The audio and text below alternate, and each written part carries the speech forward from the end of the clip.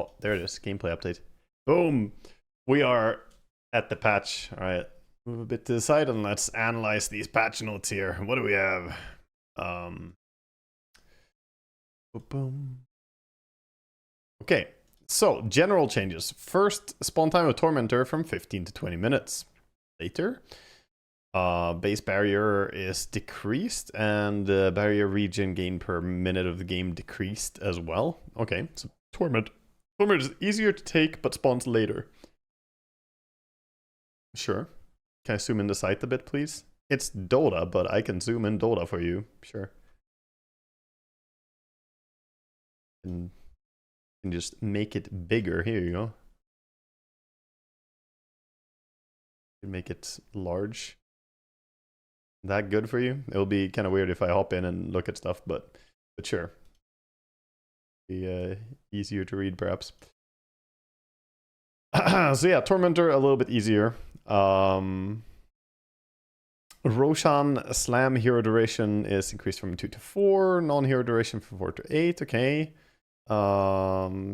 Wow, they buffed his Slam. Now cast even if he's silenced or stunned. Gives him a strong Dispel when he does it. Triggers a message visible to everyone, similar to when Roshan's banner is planted.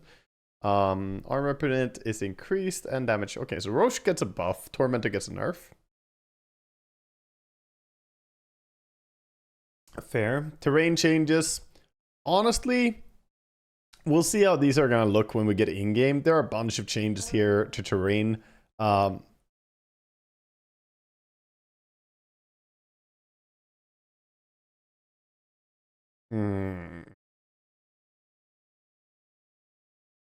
We'll look at that later. I don't want to read. I don't care about terrain right now. We'll see the terrain.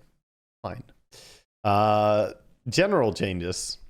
But yeah, honestly, the terrain and stuff we'll always figure out afterwards. It's the least interesting part for me first. But yeah, there are terrain changes. Okay, cool. Check.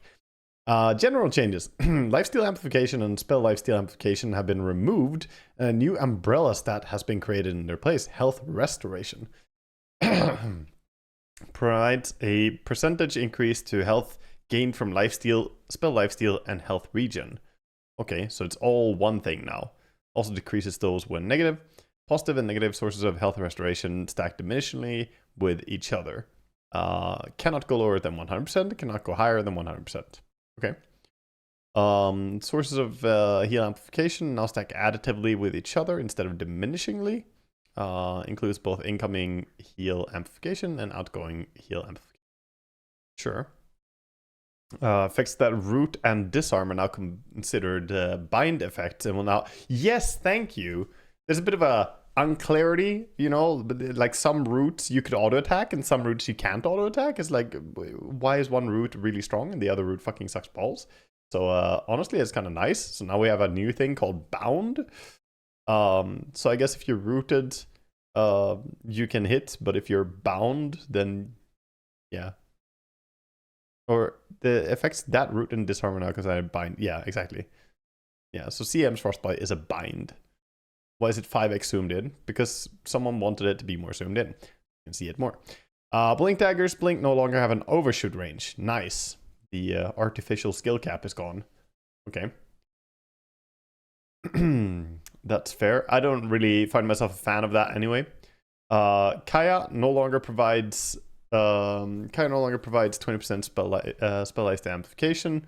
Mana regen amplification bonus decreased from 50 to 40.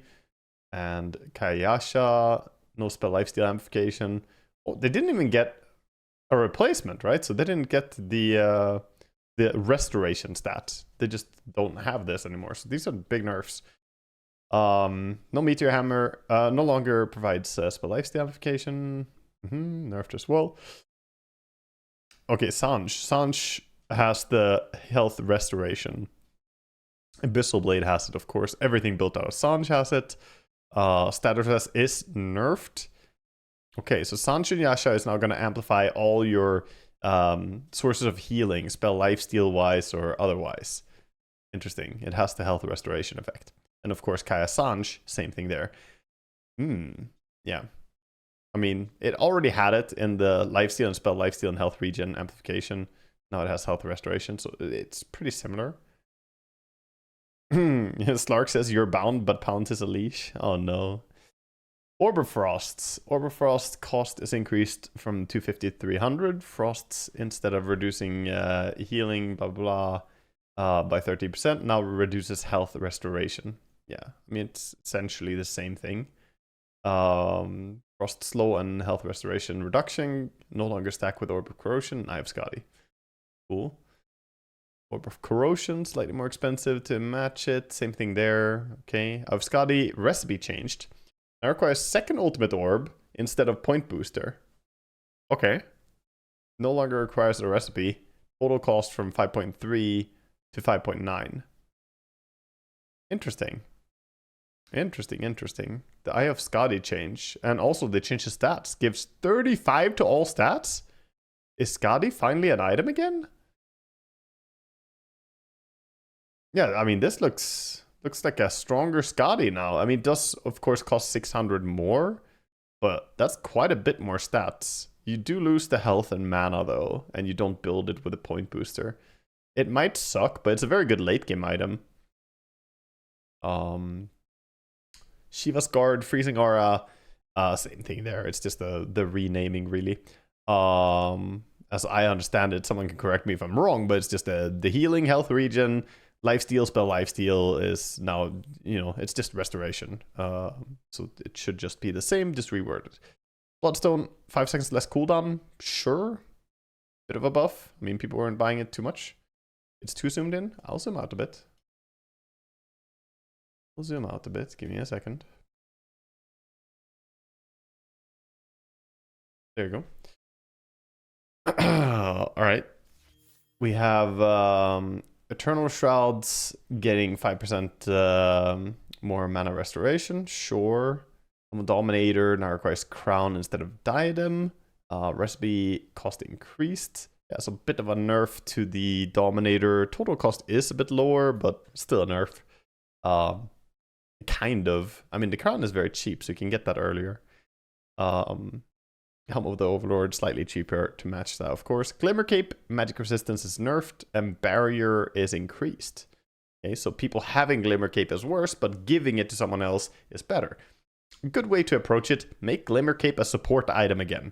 Fuck carries buying Glimmer Capes. Fuck core players buying Glimmer Cape altogether. I'm tired of bristlebacks running at me with a Glimmer Cape. This is a support item. Make it a support item, honestly.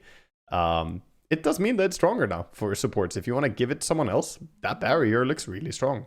But specifically buying it to have more magic resistance is not going to be as tempting for carry players. So, their core buying Glimmer Capes? Yes, plenty of Bristlebacks, PAs, Terrorblades, etc. have been buying Glimmer Capes. Holy Locket, Holy Blessing heal amplification decreased from 25 to 15. Isn't that just a big nerf? Or is it... I guess it no longer stacks... yeah, it stacks additively now, right? Instead of diminishingly. Is that what they said earlier? So it's not really as big of a nerf. It's kind of cool. Wow. 0.5 more health regen on Lincolns. Not sure I'm going to be buying that many more of them right now. Phylactery gets 2 seconds less cooldown. Decent if you play Zeus or something. I mean, sure. Still pretty bad. Recipe for Kanda is 200 gold cheaper. Still dog shit. Yeah. Kanda is still looking unappealing as hell. Not gonna lie. The cooldown is reduced to match the Phylactery. I guess it was... Wait, was it already 10? Maybe it was already 10 and the Phylactery was 12 only. But yeah, I mean, still, it's 6k gold.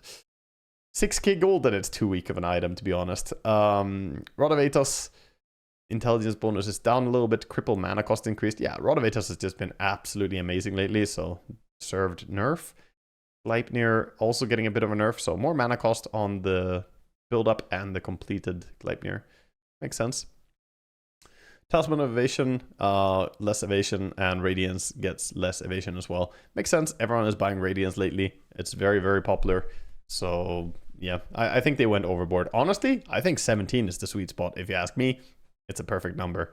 15, I think, is too little. 20 is too much. 17, just enough. All Urn of Shadows, recipe changed. Now requires Circlet instead of Fluffy Hat. Recipe cost increased from 280 to 320. Total cost is cheaper, 55 gold cheaper, and doesn't provide health, but it provides all stats. So you do get a bit of a health from that. You get 44 health from it. So you lose a bit of health, but you get mana and agi, of course. And then requires Diadem instead of Vit Booster. Total cost is whatever, just the urn change. No longer provides health, provides all stats. Interesting. I mean, this does make Vessel even better on some heroes that already enjoyed the idea of it. Yeah, plus 10 to all stats Vessel is definitely going to be appealing to certain heroes.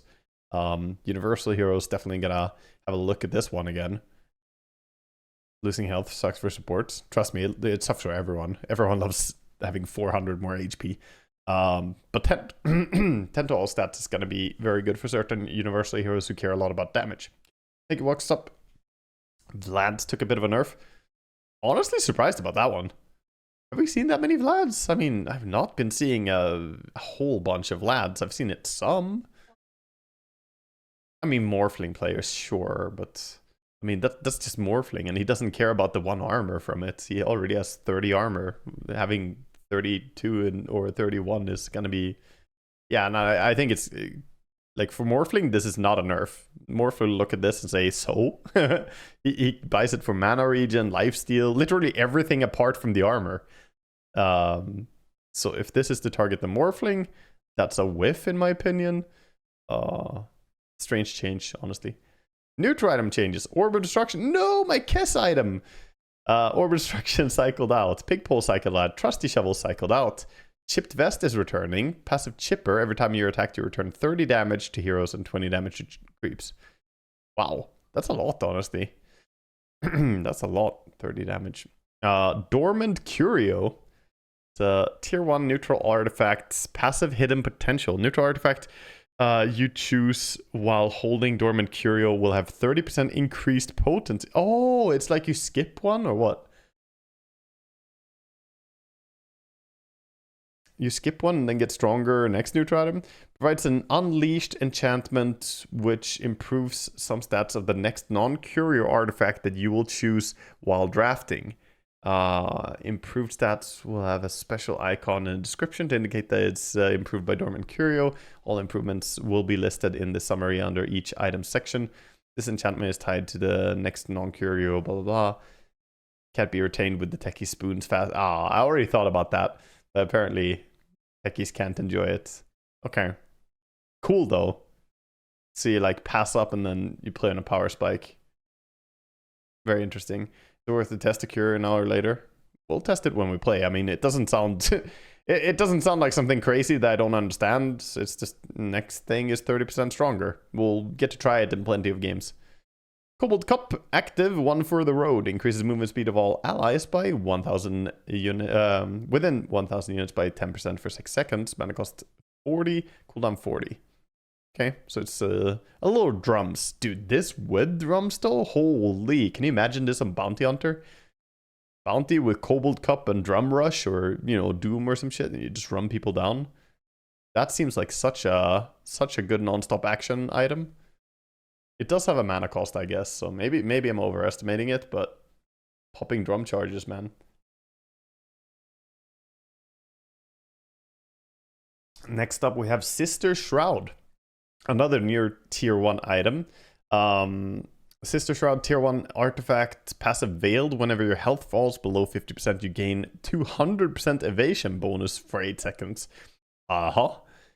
Each attack negated by evasion reduces this evasion bonus to 0.25 times its current value.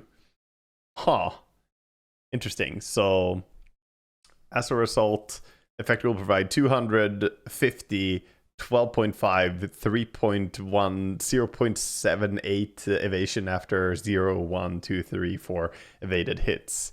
Trigger only from damage sources by player-controlled sources and Roche.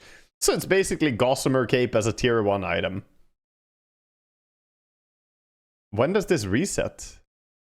Veiled whenever... I guess... 8 seconds. Okay, so it like happens when your HP falls below 50%? Or do you have it for 8 seconds when you drop below 50%? Okay. So if you like heal and go above and then go below again, do you re-trigger it? Passive last caress. Veiled cooldown is only reset if the wearer dies or kills an enemy hero. Okay, okay. I see. Got the answer right there. The answer is in the next line. Cool. I like it. I like that they have to kill or die to reset it. So it's a less annoying Gossamer Cape. And Gossamer Cape is cycle. Oh, dude, feels good, man. Let's go. Fuck the Sixth Sense. What? Like that. It's broken. Iron Talon cycled out. Pretty boring. Brigand's Blade Dormant Curio increases Dark Mercy's damage per increment 3 to 3.9. Okay, so a bunch of buffs for the tier 2 items, of course. You can see the more HP on Essence Ring. That's a lot of HP. Mana Draw, this is tier 2 item now, which gives more mana and of course even stronger if you buff it. Poor Man's Shield is back as a tier 2 neutral item. 50% chance to block 30 damage again from attacks against melee wielders or 20 damage on ranged. Chance to proc increased to 100% against hero attacks. Okay. I mean, give me a Dormant Curio Poor Man's Shield, dude. We're gonna block all the damage. Also, holy... The Searing Signet with Dormant Curio does not sound okay, actually. The damage is burning. Tumbler's Toy Dormant Curio makes you jump farther. That's kind of funny. Nemesis Curse is out. Yikes. That's sad for us right clickers. Ninja Gear is out. Sad for everyone. Gale Guard Dormant Curio increases. Okay, so you can hold on to Dormant Curio to tier 3 items. I was wondering that as well. Like, can you just skip the tier 2 item entirely? But it seems like you can. You can keep this and just go straight to the next. Okay, so you could actually just have a passive neutral item and hold on to it to make your fucking tier 5 item stronger. Huh. Interesting. I feel like you should get rewarded more for holding it longer, but interesting. I mean, playing without a neutral item is generally not something I would recommend, but obviously you could buff something at a power spike if you want to be strong around then. Let's go in order here, though. Let's see what we have. So buffs, obviously when it's just buffing the Dormant Curio, I'm not going to read into that. That's, you know, same percentage increase for anything.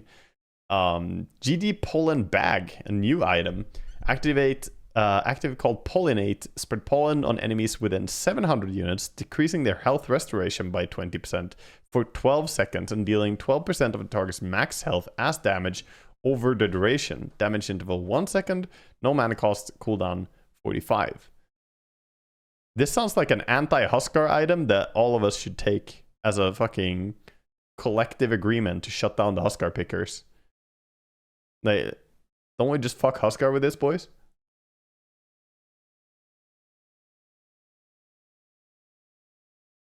Also, don't they stack? Maybe they don't stack with themselves though, same effect. But it should stack with other health restoration stuff. So yeah, the Huskar players are probably not gonna enjoy this one so much. Max HP, yeah, 12% of the target's max health as damage over the duration of 12 seconds. So you take 1% max HP damage per second for 12 seconds. That's pretty scary, man. That's a lot of damage. That's a lot of damage. Yeah, I mean, this item seems fucking giga strong. What? I guess it has a long cooldown, but is it lethal? It doesn't say that it's not lethal. It doesn't claim to be non-lethal, so yeah, I mean, it's pretty big as well. 700 radius? You don't even need to go close, you know? Most people won't be able to reach you when you activate it, and you still hit them. So yeah, Necro will happily use this, but also good against Necro. Kind of a weird thing, so very interesting item, quite strong. Psychic Headband is back. It can push people, of course, just what it did before. Doesn't seem to be too different, right? Same as before, no mana cost. Dormant Curio stats only. Ceremonial Robe, Mindbreaker, Ogre's Heel Totem are all out. Hobble, just renamed. Okay, nothing else interesting. Dezun Bloodrite, what is this? Passive Blood Invocation increases spell AoE by 15%, but spells now also cost health equal to 35% of their mana cost. Dormant Curio increases the AoE bonus to almost 20%. Percentage AoE increase? Have we ever seen that go busted with any hero? I don't know. This surely cannot be broken on any hero. Medusa. I mean, honestly, Control Dusa would love this, but who knows what happens to Medusa? We haven't gone that far yet. But yeah, in the previous patch, Medusa would have loved to have this as a neutral item. Pay your HP. Who cares? Yeah, that's interesting. Giant Maul. Passive Crushing Blow. Your next attack is a critical strike that deals 150% of your regular attack damage. Hitting an enemy with an Power Strike weakens them, decreasing their movement speed by 10%, attack speed by 15%, and cast speed by 20% for 4 seconds. No mana cost, 15-second cooldown. Okay, so it just fucking smashes people. Gives you a little crit, slows the enemy down. Has a pretty long cooldown, to be fair, but the cast speed slow, I feel. And attack speed slow. I mean, those things could fuck people up. Also, are we back to saying attack speed percentage decreases? Because attack speed is not listed as percentage, Valve. We went away from that. Is this actually a percentage decrease as the butterfly percentage? Or is it, you know, taking away 15 attack speed? I guess it's 15% of all their attack speed. So for anyone who is not an old frog, attack speed used to always be percentage. You know, gloves gave you percentage attack speed, Moonshot gave you percentage attack speed, everything was percentage, so they took it away because there was no reason to call it percentage. But now this one does say percentage, which leads me to think that it actually takes a percentage of your total. Yeah, 15 would be very little otherwise, so it kind of has to be, right? 15 would be extremely little to remove.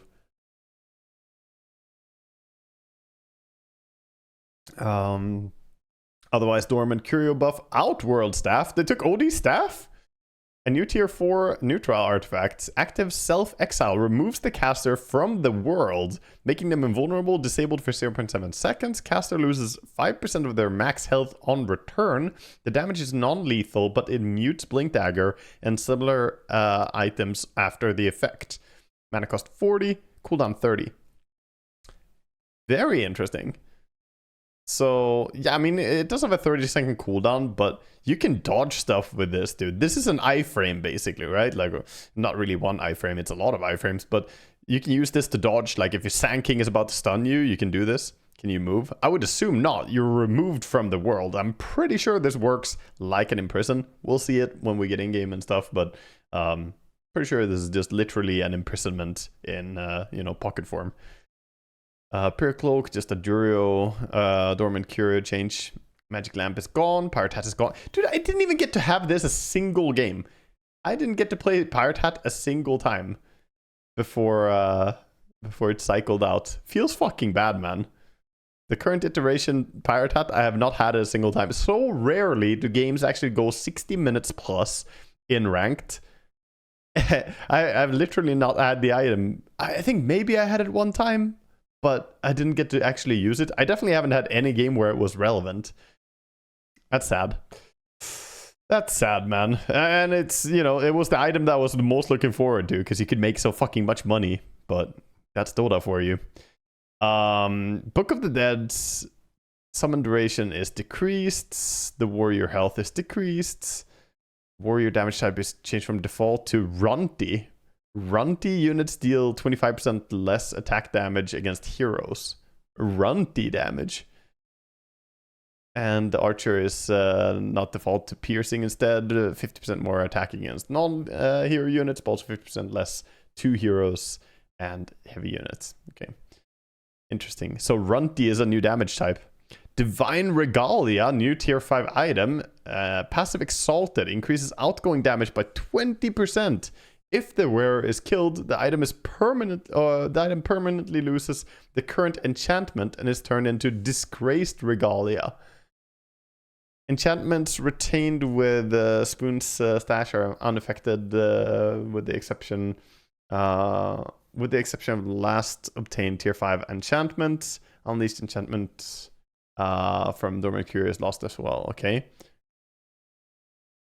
So you have 20% damage buff until you have that happen, and then you get this. Disgraced Regalia. Passive Fallen has nothing to provide to one who dared to die. Appears only to heroes that died with the Divine Regalia artifact. Since the 4th slot is taken by your current artifact when recrafting items, it is possible to recraft a Disgraced Regalia with a working tier 5 enchantment. Okay. The usual Divine Regalia can still reappear among the other 3 choices. Okay, interesting.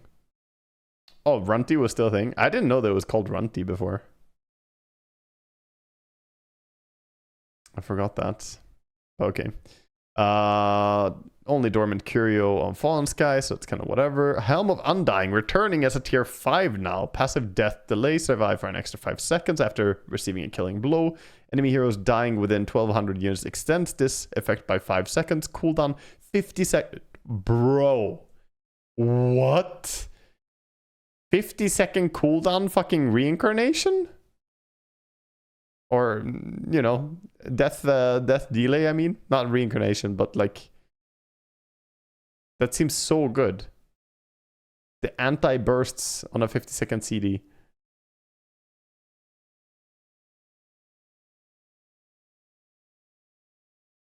Yeah, that seems so nice. Yeah, I played on Wraith King as well. Minotaur Horn, just Dormant Curio on all of these. Some enchantment changes. Attack speed, slightly nerfed. Provides attack range, melee and range at tier 4. Okay. Brawny nerfed. Additionally provides slow resistance at tier 4. Sure. Magic resistance also nerfed. Also lower. Provides cast range. Okay, cool. And Quicken provides evasion at tier 4. Sure. And the tough is also nerfed. I honestly like this direction of nerfing the neutral items a bit, because I think we've had a lot of power creep from the neutral items, and we don't really need these enchantments to be so goddamn strong. Like getting so much armor or HP or whatever from neutral items makes people just not die. I wish they were a whole lot less survivability focused, if I'm gonna be honest. Just like health increase, magic resistance increase, armored increase, you know, like lifesteal increase, HP and HP regen increase. Like all of these things, in my opinion, are kind of boring changes. I would rather take like, you know, projectile speed increase or attack speed increase, cast speed increase, these type of things, aggressive things, instead of making us all so fucking tanky. Just my take. But yeah, some knockback resistance on tough, bonus night vision on vampiric, health restoration on crude, and max mana on wise. Okay, that's very late into the game. You get those anyway. Okay, so we're down to heroes. We start out. Now the patch starts. You know, we got past the neutral items, the small things. I'm still gonna zoom out a little bit more here for this. Feels.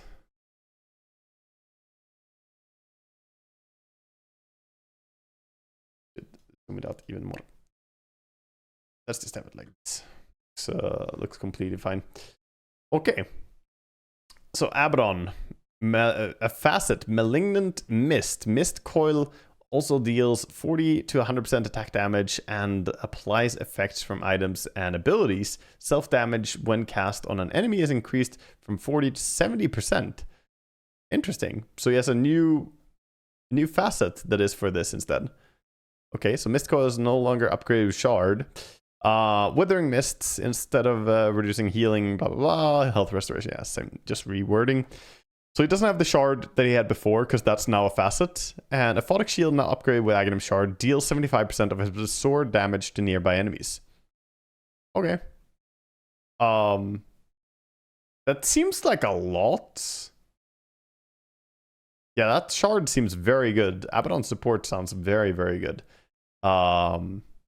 Obviously, this is interesting, but so much self-damage, no? 70% self-damage? Yeah, we'll see about that one. Dividends. Facet. GPM per aghanims is down by 5. Not stonks. Not stonks at all. Yeah, the other... Can we just take this shard with the other... Oh, the Mephitic Shroud is gone. Never mind. The Mephitic Shroud facet is gone. I see that. Yeah, either way, it should be very, very strong, the shard. You basically get a ton of damage. Anyway, Alchemists, corrosive weaponry max stacks is decreased a bit. Movement slow per stack is increased from 1.5 to 2. That's slightly better. Base attack speed reduction is higher. Kind of whatever changes to Alchemist. I don't think any of this is super impactful. Yeah. I don't really care too much about that. AA, one of the terrors of the current patch. Let's see what they did. Ice Vortex, cast range, minus 300. It's pretty big. 25 less radius. Okay. I mean, fuck Vortex. I agree. Aghanim's Shard, Cold Feet stun duration decreased from 60% to 50%. And the 20 Ice Blast Frostbitten duration is down by 1. I think they did a good job of probably not completely slaughtering him. I do think he's still a very good support. Because like 300 less range on Ice Vortex is a good nerf, but he basically just stomps a lot of lanes with the Chilling Touch. I think he's still one of the best supports in the game, even with this change. Unless we see a whole big change on the support meta. We will see. Thank you, Bacon. Anti-Mage, level 15, Talent Persecutor, min-max slow increase from 5 to 15% to 7.5 to 15%. Okay. Kind of whatever. And the Mana Void stun is up by 0.1. Wow. 2B is gonna be delighted to see that Anti-Mage gets fucking nothing, essentially. It's kind of whatever, man. I'm not gonna lie. Yeah, I don't think those changes matter. Ruined Replica. Tempest Double now grants Arcane Rune instead of the Invisibility Rune. All other levels changed.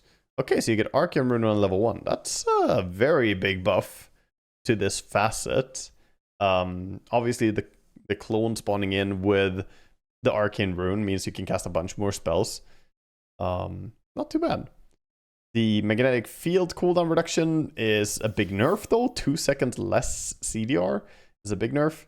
You do get 10% more damage, however, on the Spark Wraith, but that's kind of whatever, because they mega nerfed the Spark Wraith Aghanim Scepter stuff a long time ago. Yeah. Spark Wraith activation delay reduction increased. Okay, so it's faster. It's still kind of whatever. I still think it kind of sucks, I'm not gonna lie. I mean, yes, you get Arcane Rune on your clone. I don't think it's good. I don't think it's very good. Axe, bonus armor from Berserk's Call from callouts increased by 1. Battle Hunger movement slow increased from 15 to 30 to 18 to 30. Wow, they really buffed Axe? I was spamming a bunch of Axe on the offlane recently, and sure, buff my Battle Hunger, why not? 3% more slow, we take those. Some free movement slow right there. And even buffing is level 20 talent. Only 5 more damage, but still. It's something. Enfeeble cooldown decreased from 28 to 7 to 22 to 7. So much better scaling on it early on here. You can see it's not as atrocious in the early levels anymore. Okay, good. Because it's very difficult to max Enfeeble. You need to max Brains Up. You need to max Nightmare. Enfeeble usually is the last ability to get maxed out for Bane. And this is going to allow that to still be kind of useful, you know. So, very good. Base movement speed decreased on Bat, and then 2 reworked facets. Yeah, let's start with the left one. Stoked also sets Batrider on fire. Okay, he's burning now. Literally fucking Hellbat coming at you. He's burning away 2% of his max health per second, but gains increasingly bigger bonuses to movement speed and spell amp over the duration. I can already feel how this is going to be absolutely fucking terrifying to get run down by. Max movement speed bonus 40%, max spell amp 20%. Max bonus values are reached at the end of Firefly's duration and don't linger after. The max values are reached at the end of Firefly's duration and they don't linger. Okay, so like once you reach the max value, they disappear immediately, right? So like you scale up to it, but you only get 20% for like a split second. You don't get to sit on that. Bonuses increase and self-burn damage are... bonus increase and self-burn damage are applied every 0.1 second. Self-burn damage does not increase over time. Self-burn damage is magical and non-lethal. Okay. Yeah, I mean, bat with the fucking cup, dude. The speed cup. Oh, that's so true. Speed cup bat with the stoked is going to be absolutely insane. Arsonist increase the max level of sticky napalm to 5. Number of times +2 all attributes can be skilled is decreased, of course. And at level 5 makes Batrayer's attacks apply 1 stack of sticky napalm. Wait, this is just a full so he doesn't have the building damage anymore? This is it? See, okay. So we're back to right click bat. So you have one spell amp bat running you down, and then you have every single attack giving you 1 stack of sticky napalm at level 5 sticky napalm. And of course the sticky napalm scaling up to level 5, it does not get stronger. Okay. Yeah, it's literally the same. It's just, it also auto attack applies. Oh, it's on the shard now? Okay. Sticky napalm now applies 2 stacks on cast. Stack limit increased from 10 to 20. All per stack values are halved. Damage per stack decreased from 5 to 10 to 2.5 to 10. Yeah, everything is like cut to half, right? And then Aghanim Shard upgrade rework now removes the 20 stack limit and allows sticky napalm to deal. What do you mean that it removes the limit? Hold up. You can't just sneak that one in there, chat. Removes the 20 stack limit? Pretending like there's some other limit, but there's no other limit? Can we just have a big fucking red text that says literally infinite sticky napalm? Okay. Okay, dude. They remove the limit. The sticky napalm can go infinite. Sure. I mean, I can't see that at all being busted. And allows it to do building damage. Okay, dude. Yeah, fucking 6 Moonshard bat shows up in your base, hitting your throne. It's now too late. He has achieved 100 stacks of sticky napalm. Your throne has exploded. Very interesting. Very interesting. Alright, sticky napalm stacks applied by his flame break is increased, and sticky napalm damage increased from decreased from 20 to 10, but that's because of the scaling of it, right? It's reworked. So it's not really a nerf, this is just a change. Same as this is also not really a buff, it's just a change. Wow. Okay, Batrayer got some pretty interesting changes. Beastmaster -3 base agility. Less damage, of course, from that. Stacks granted upon using Primal Roar is now down to 10 always, so you don't get maxed out Drums of Slalom by just roaring someone, you still do need to attack. And the attack speed from Inner Beast is lowered. Honestly, I never took that one anyway. Or is increased, actually. Hold up, they increased it. Okay, fair enough. Might be worth. Pretty small changes. I still think he's good. I mean, this is very, very, very small nerfs to Beastmaster for how crazy he is. Remove the Blood Rush facet. New facet for Bloodseeker. Let's fucking go. Old Blood. Blood Rage replaces 15 to 30% spell amp with 10 to 25% base damage amplification. This ability now also silences the target and can be cast on enemies. Wow, it's literally the old blood, huh? Decreases cast range from 800 to 400, increases mana cost from 0 to 60. Blood Rage spell amp is replaced with Blood Rage base damage amp. Yeah, this is literally what the old Blood Rage could be used for. You could cast it on the enemy to silence them. It's, you know, great for Bloodseeker trying to kill off a Crystal Maiden or something. You just silence her directly. He still, of course, has his other silence in Bloodright. So, yeah. Is base damage different from attack base damage? It says it is a base damage amplification. I think this is just literally what it says that it is, as in an increase of your base damage. So yeah, I would assume that this is an attack based damage. I don't think they mean like spell based damage or something. There's no base. You don't talk about base for spell damage. This is auto attacks. Yeah, Tony Bloodseeker. Yeah, old classic or Morphling. But I mean, silence your own Morphling, and that can be scary. Anyway, very interesting.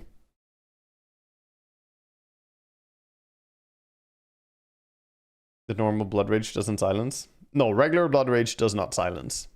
Currently, like before this patch, Blood Rage did not silence, but now you can silence if you take Old Blood.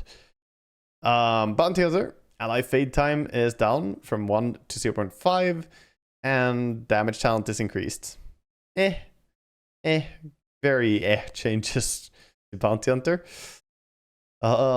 Cast point is improved on the Thunderclap. Cooldown is done by a little bit. A higher cooldown on level 1 though. Damage is up. 320 is pretty convenient. More easy to farm the range creeps and whatnot. Cinder Brew is stronger as well in the early levels. Okay. Earth Bruling attack damage increased by 5, 10, or 15. Demolish building damage is decreased. Sure. Cyclone deals 75 damage when the target lands. Ooh, you can't blink out of the Cyclone from Brewmaster. Yeah, honestly, I always thought that was kind of bullshit. Not gonna lie. Getting used, you take damage when you land. But Brewmaster, you don't take damage from landing. It didn't make any sense. So yeah, now it's literally a Yule Scepter that he can use. Yeah, there's no way it should be worse than Yule Scepter to have fucking Brewmaster sending someone in the sky. Right? It should, if anything, be better. Windwalk, bonus movement speed increase from 20 to 40 to 25 to 45. Sure. And the permanent immolation, a little bit more AoE, kind of whatever. Attack speed increase. Overall buffs for Brewmaster. I don't think Monkeys Forever is going to go absolutely apeshit over it, but I do think that he's going to be enjoying a little bit of buffs. In particular, 3 seconds less on Cinder Brew level 1. I mean, kind of nice. And the Yule's change is super quality of life. That's going to get you some kills. Yeah, no soft landing anymore. Seeing red, vision cone is increased. You can see more now. Fair enough. Viscous Nasal Goo, base armor loss decreased from 2 to 3 to 1.5 to 2.5 and 3. Yeah, that's good. That's good. It was too strong. Base movement slow is also down by 5%. Still very, very strong. Quill Spray added auto cast. Right click the ability to make Bristleback automatically cast it whenever. What do you mean? They're already rolling their face on the keyboard all the time. You think this is gonna stop them? They're still gonna do that for their viscous goo. But yeah, this is obviously super cruise control for anyone who doesn't want to get carpal tunnel syndrome. Some very nice stuff. I do recommend using this. Take care of your body. Quill of life. Quill of life improvement. Broodmother. Spider's milk buff is no longer dispellable. Yeah, the heal thing. And heal increase talent is, wow, tripled. Pretty good. Pretty good. The restore charge time is changed with incapacitating bite bonus damage, and okay, they just moved talents around a bit. Uninteresting changes to Brood, honestly, but sure, a bit more heal, I guess. Centaur double edge now also counts non-hero damage taken from enemies. Okay, very nice. Very nice. Yeah, exactly. It has that build up, right? So, and cast range is increased by 25. Oh, look at that. Kind of convenient. I'm gonna hop over here, by the way. Pretty nice. Yeah, so this is increased by 35% of the damage the Centaur took in the last 6 seconds from enemies, up to a total of 100% bonus double edge damage. Damage resets when double edge is cast. So now this also works from non-hero damage.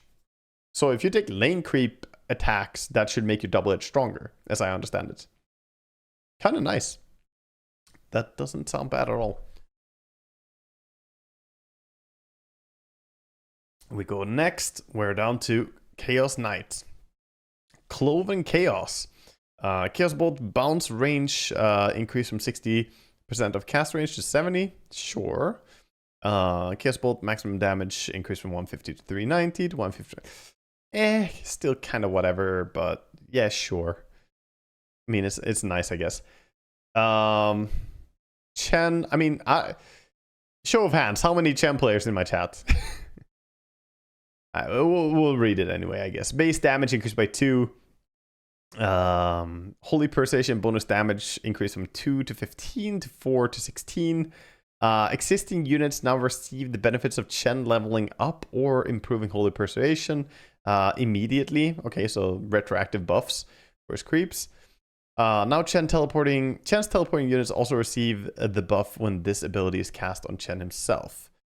Yeah, so they get the armor and the HP regen. Wait, 20 armor to all the creeps? What have you done, Valve?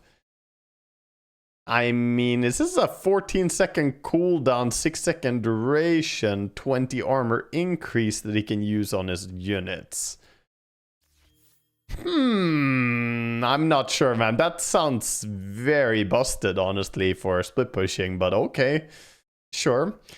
Hand of God now upgraded with Aghanim Scepter. Reduces cooldown by 40. Hand of God becomes a channeled spell. After the initial heal, Chen can keep channeling the ability for up to 6 seconds to grant debuff immunity with 60% magic resistance to all allied units within 800 radius, with the exception of himself. This effect, so it BKBs everyone around him? This effect also triples Hand of God heal over time.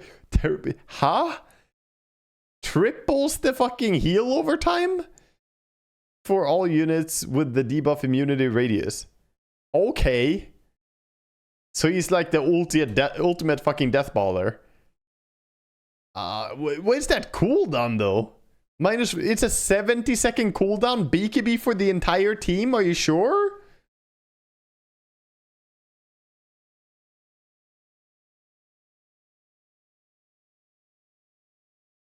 The creeps? I don't think it works on creeps. Debuff to all... It does say all allied units, actually. Yeah, I guess it works on his creeps, too. What the fuck? Wait, so he can recall...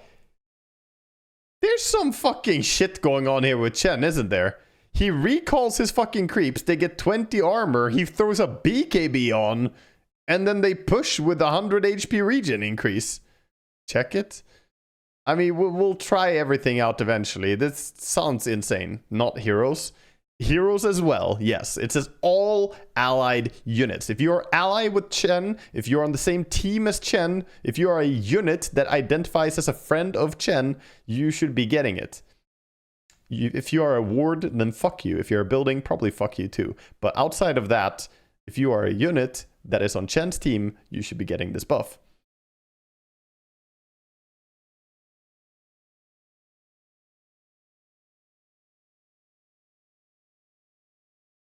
I mean, imagine if Chen gets a BKB plus this, guys. Can it be dispelled? Doesn't seem... I mean, I guess the Hand of God in itself is dispellable. But I don't think you can dispel it through debuff immunity. And it gives debuff immunity if you do this. So I don't think you can dispel debuff immunity, no. Generally, debuff immunity is not dispellable in Dota because you're debuff immune, and dispels don't go through debuff immunity typically. That's so yeah, you should be fine. Should be fine. All right, holy persuasion damage from 12 to 14. I mean, I'm glad we read this. This is some fucking shit they cooked up for Chen. Holy fuck. The minus cooldown is replaced with Divine Favor, Heal Amp. Yeah, then the Heal Amp as well, dude. 3 times the heal from this, and then some Holy Locket and Heal Amp. What the fuck? What in the fuck? Pretty crazy. Burning Army down by 10 seconds. Attack range decreased by 15. Who cares? Clockwork Chainmail, new facet. They didn't remove anything, so he just has +1 facet. Big win for Clockwork. Clockwork gains an ability to self-cast chainmail item to consume it. Each consumed chainmail provides him with +4 armor. Number of stacks is unlimited. Armor powered. He can eat armor. Now he does increase his damage, so we have a new permanent scaling. Finally. I mean, technically he already had it, but now he has an absolute infinite, you know, an acceptable infinite combo here. So, yeah, technically Clockwork is one of the best permanent scaling heroes in the game because he can get both armor and damage. Which is, you know, that's both. I don't think it's necessarily very good, but it could be. I mean, you could stack a lot of armor. Chainmails aren't that expensive. You come late game, you have a bunch of extra gold, fucking buy a bunch of chainmails, boom. Yeah, and he's immune to magic damage in his cogs as well, exactly. There's some potential, you know? Yeah, win rate is gonna nosedive, that's for sure. Flare magic damage replaced with Power Cogs mana burn. Okay, it's level 20 anyway. I don't really care about this mana burn. But this, yeah, this, I love permanent scaling, so I'll fucking take that. I'll fucking take that. Arcane Overflow. Allied mana restoration decreased from 25 to 15. Now also restores a portion of mana to Crystal Maiden herself. Activation no longer interrupts movement. Yeah, I mean, nobody played this anyway, and now you make it weaker? I mean, it restores a portion of mana to herself, I guess. It doesn't say what portion of mana. Does it say anywhere? How much mana does she get? Am I retarded? How much do I get? A portion. How big is my portion? A portion? I get a portion? Okay, what portion do I get? This 15. So you get the same portion as the others? Yeah, I don't know. It says we get a portion. Mana spent, granted 15%. But do we get the same amount? It says a portion is usually a small amount. So, you know, if they get 15%, do I get a portion of that? Or do I... Why include a portion? You know, they would just say restores mana to herself as well. You know?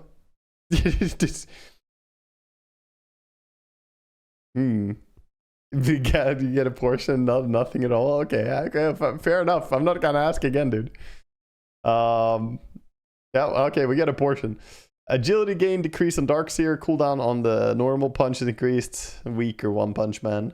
Dark Willow. Bonus health regen increased by 50%. And bonus mana regen increased by 50%. Damn, that pixie dust, Sandra. It's looking good. The drums Yules is gonna kick in, eh? Shadow Realm cooldown decreased from 22 to 16 to 21 to 15. Wow, some CDR in Shadow Realm too. Well deserved, honestly, because it was too long cooldown otherwise. Dawnbreaker base damage down by 5. Okay. Star Surge now will grant the attack speed buff even if Star Surge was Starbreaker was interrupted. Break of Dawn ability reworked. Yes, thank God.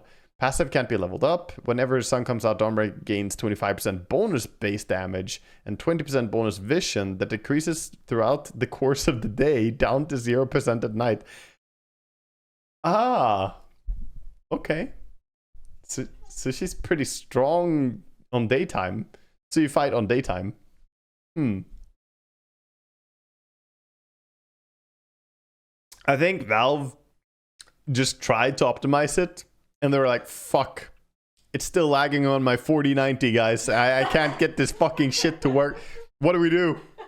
What do we do with this vision thing? My fucking PC can't handle it. Mine too, dude. I don't know. Just give her bonus damage, I guess. Yeah. I mean, okay. Nice. So, yeah, does she get stronger for a little while when Phoenix pops ulti? Interesting what's gonna happen there. I I bet you there's some interactions. Aghanim Shard upgrade now also destroys trees in front of Dawnbreaker. Tree Breaker! Improved. Shallow Grave cast range is increased on low levels but nerfed on max level to 900 always. Big buff for support dazzles. Duration is also buffed on the lower levels compared to high level. And even goes up to 5.5 seconds, so half a second extra. Heal amplification per 10% missing increase from 2 to 8 to 3 to 9. Big. Dazzle actually getting to be a support. Doing supporty things. Feels good, feels right. Death Prophet. Crypt Swarm increased from 85 to 325 to 100 to 325. Okay. Pretty good nuke now. 100 damage for 80 mana costs. Pretty good early on. Silence a little bit faster. Sure. And the AoE is even bigger on the silence. That's honestly huge. 100 more AoE on this thing. 550 is really big. And what the fuck? Disruptor. What's happening here? Thunderstorm. Thunderstrike now also increases slow duration from 0.4 to 0.8. Pretty good. A lot more slow. Kinetic Fence. Fixed an error that displayed incorrect wall length in tooltips and... Okay, well, kind of whatever. Transference. New. Increases the max level of electromagnetic repulsion to 4. Improves with Static Storm. The electromagnetic repulsion can be activated, targeting allies, ally heroes, or self. Manual cast deals damage equal to 10% of Disruptor's current health and sets ability on a cooldown, scaling with levels. Cast range 600 and mana cost 50. Interesting. Targeting ally heroes or self. So basically you can push yourself or allied heroes around with this, right? Because this is the 400 push when you take damage. But now you can use it, you know, to maneuver high ground, low ground and stuff. Yeah, this is very convenient. Very quality of life. You can like move the map a little bit more easily and play the cliffs more intentionally. It pushes the enemy, not you though. Yeah, but read it. Can be activated, targeting allied heroes or yourself. The way I understand it is you can use it on yourself to have the effect on yourself or on allied units. I mean, it's what the facet is. This facet didn't exist before. This was previously only an innate that he had. You think it's push around the target? All right, let me fucking check it. Yeah, maybe you're right. Maybe I'm completely wrong.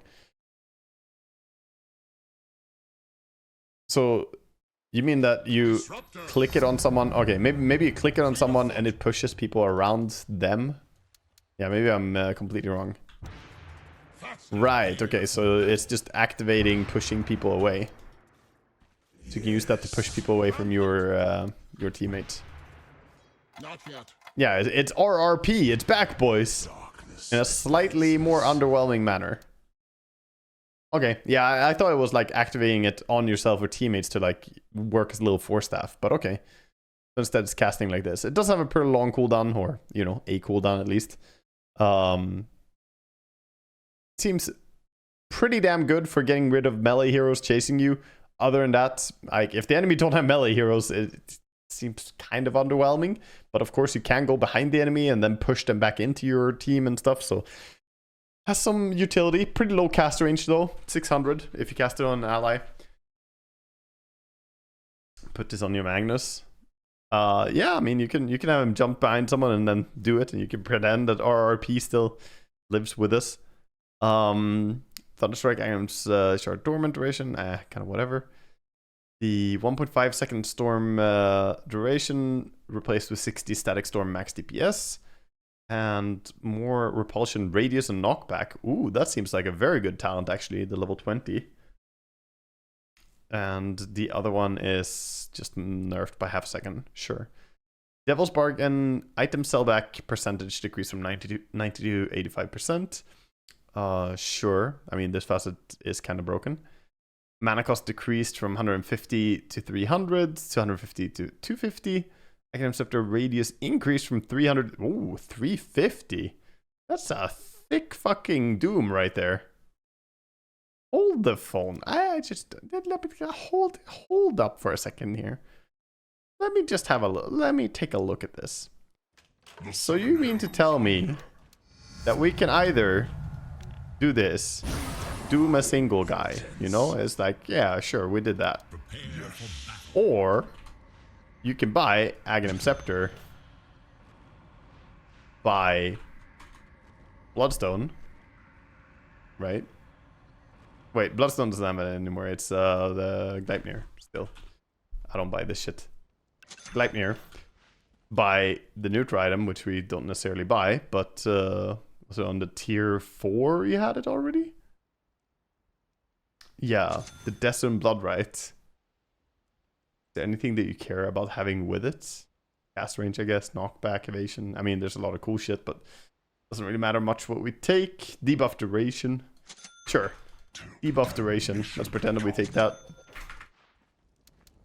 And then with this shit, let me see an enemy. You're the next one. Boom! Holy fuck!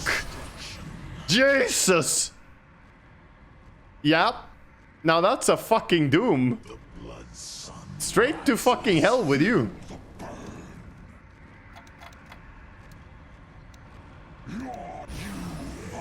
I mean, good luck not running into your teammates. Yeah, now we take this and spawn in little ribbit here. You know, little ribbit who obviously always wants to be part of breaking the game. Can it be self-cast? You can self-cast Doom, yeah. Excellent idea. Okay, let's just pretend that he gets to use a few spells. I don't even have the item yet, dude. Absolutely.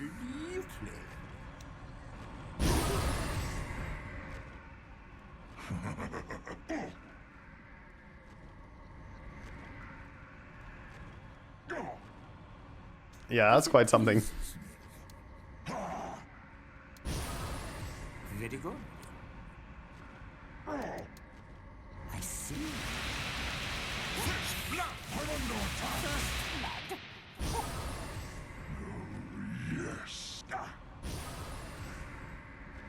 Yeah, I mean, this...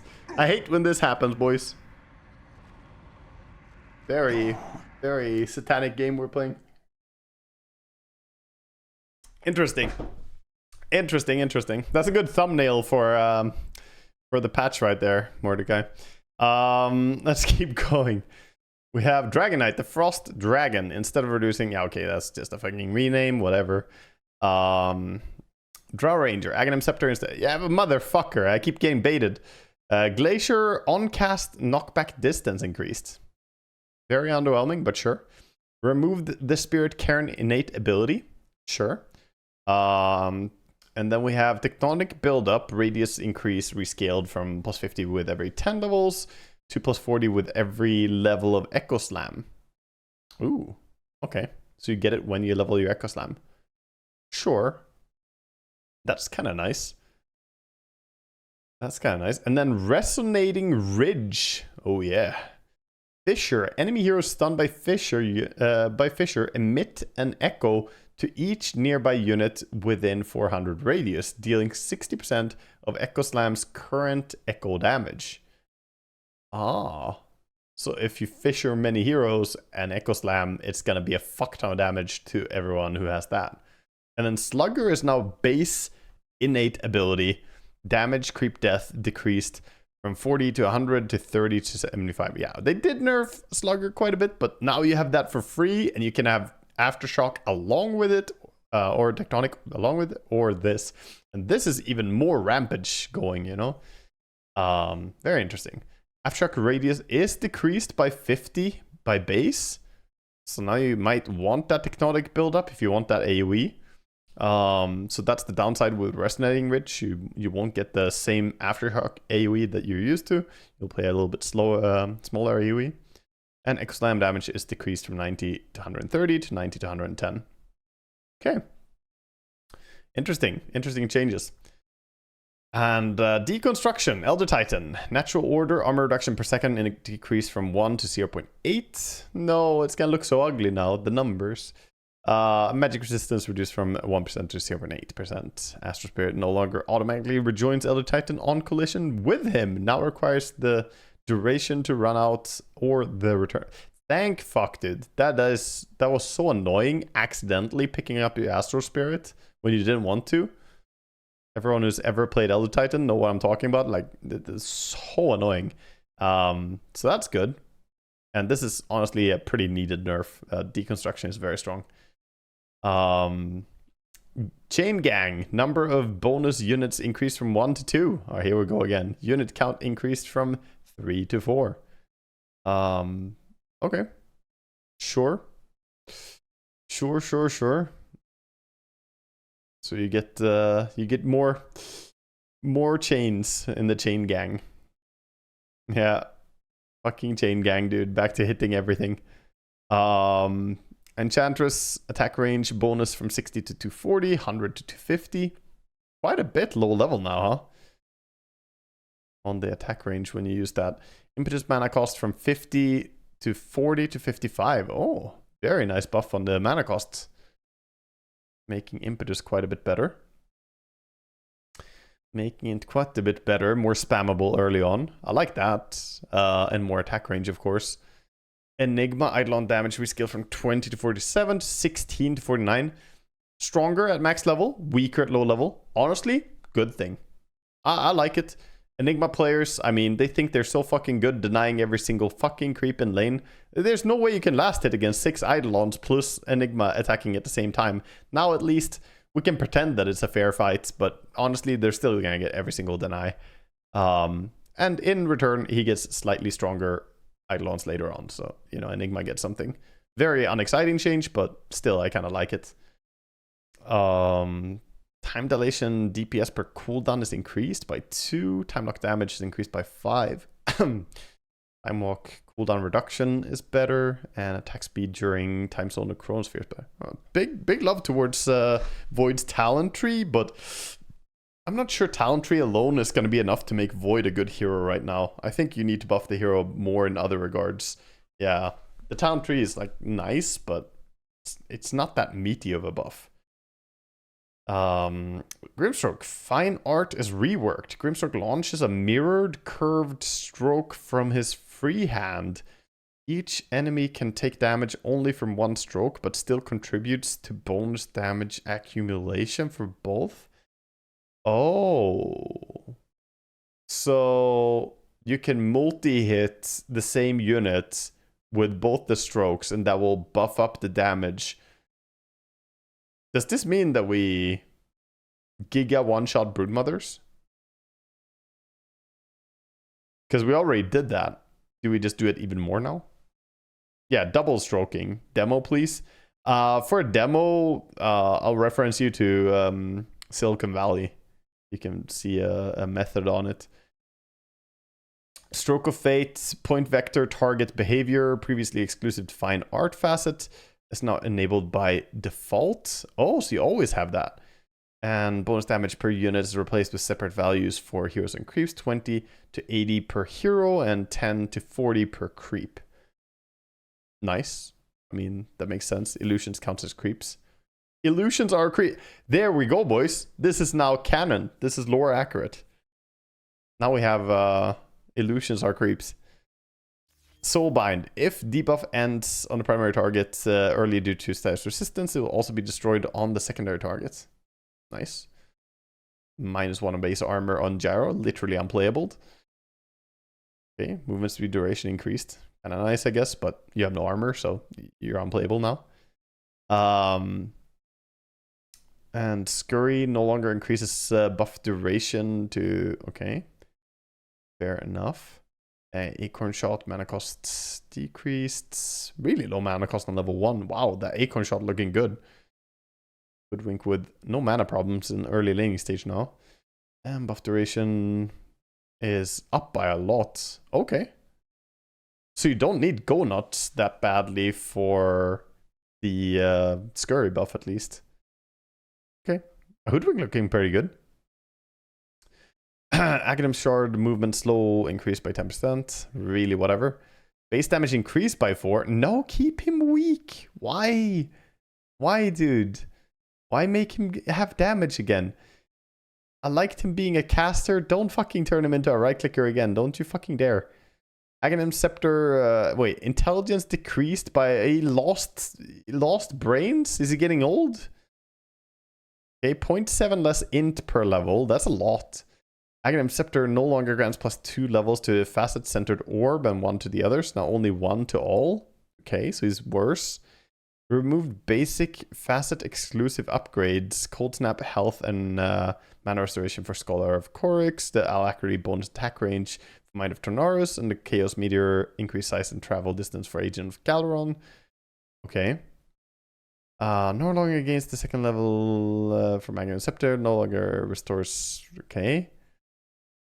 Fucking wall of text, dude. What the fuck? No wonder he loses int reading this piece of shit. Aghanim Shard upgrade moved to Aghanim Scepter and reworked. The Aghanim Scepter makes the skill vector targeted, creating moving ice flow instead of ice wall. After 1.3 second delay, the ice flow forms from the center of the targeted area, creating a 150 width ice flow in its wake. Enemies that stay in it longer than 2.5 seconds in the freeze. Longer than 2.5 seconds freeze, becoming rooted for 1.5 seconds. Is that a bound root or a regular root? 1.5 seconds plus 0.1 times your quas seconds, and take an instance of 75 plus 25 times your quas magical damage. God damn, fucking formulas coming out here to calculate whether or not I should tank the flow or leave it. Aghanim Scepter cast range is 600. Flow can freeze the same unit multiple times if they leave the flow and enter it again. Staying in the flow would prevent the unit being rooted again. Fucking way too dank, dude. One ice wall has... let's fucking demo, dude. What the fuck am I reading?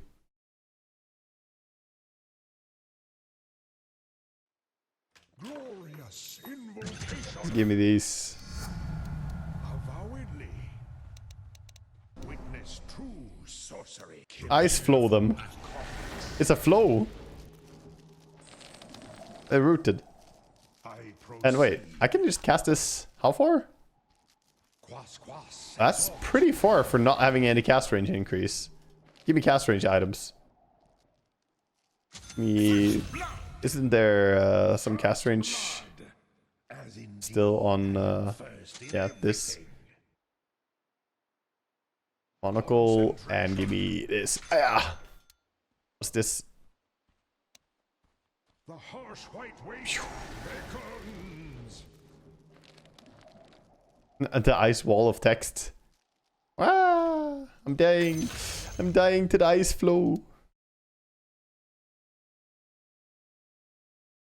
Okay. Ghost Walk. Ghost Walk no longer upgraded with Aghanim Scepter, now upgraded with Shards. Increases the slow radius by 150 and applies ice walls damage per second to all affected enemies. Oh.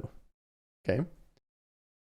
No longer gains the second level, no longer provides the bonus attack range, blah blah blah. Aghanim Scepter Twister.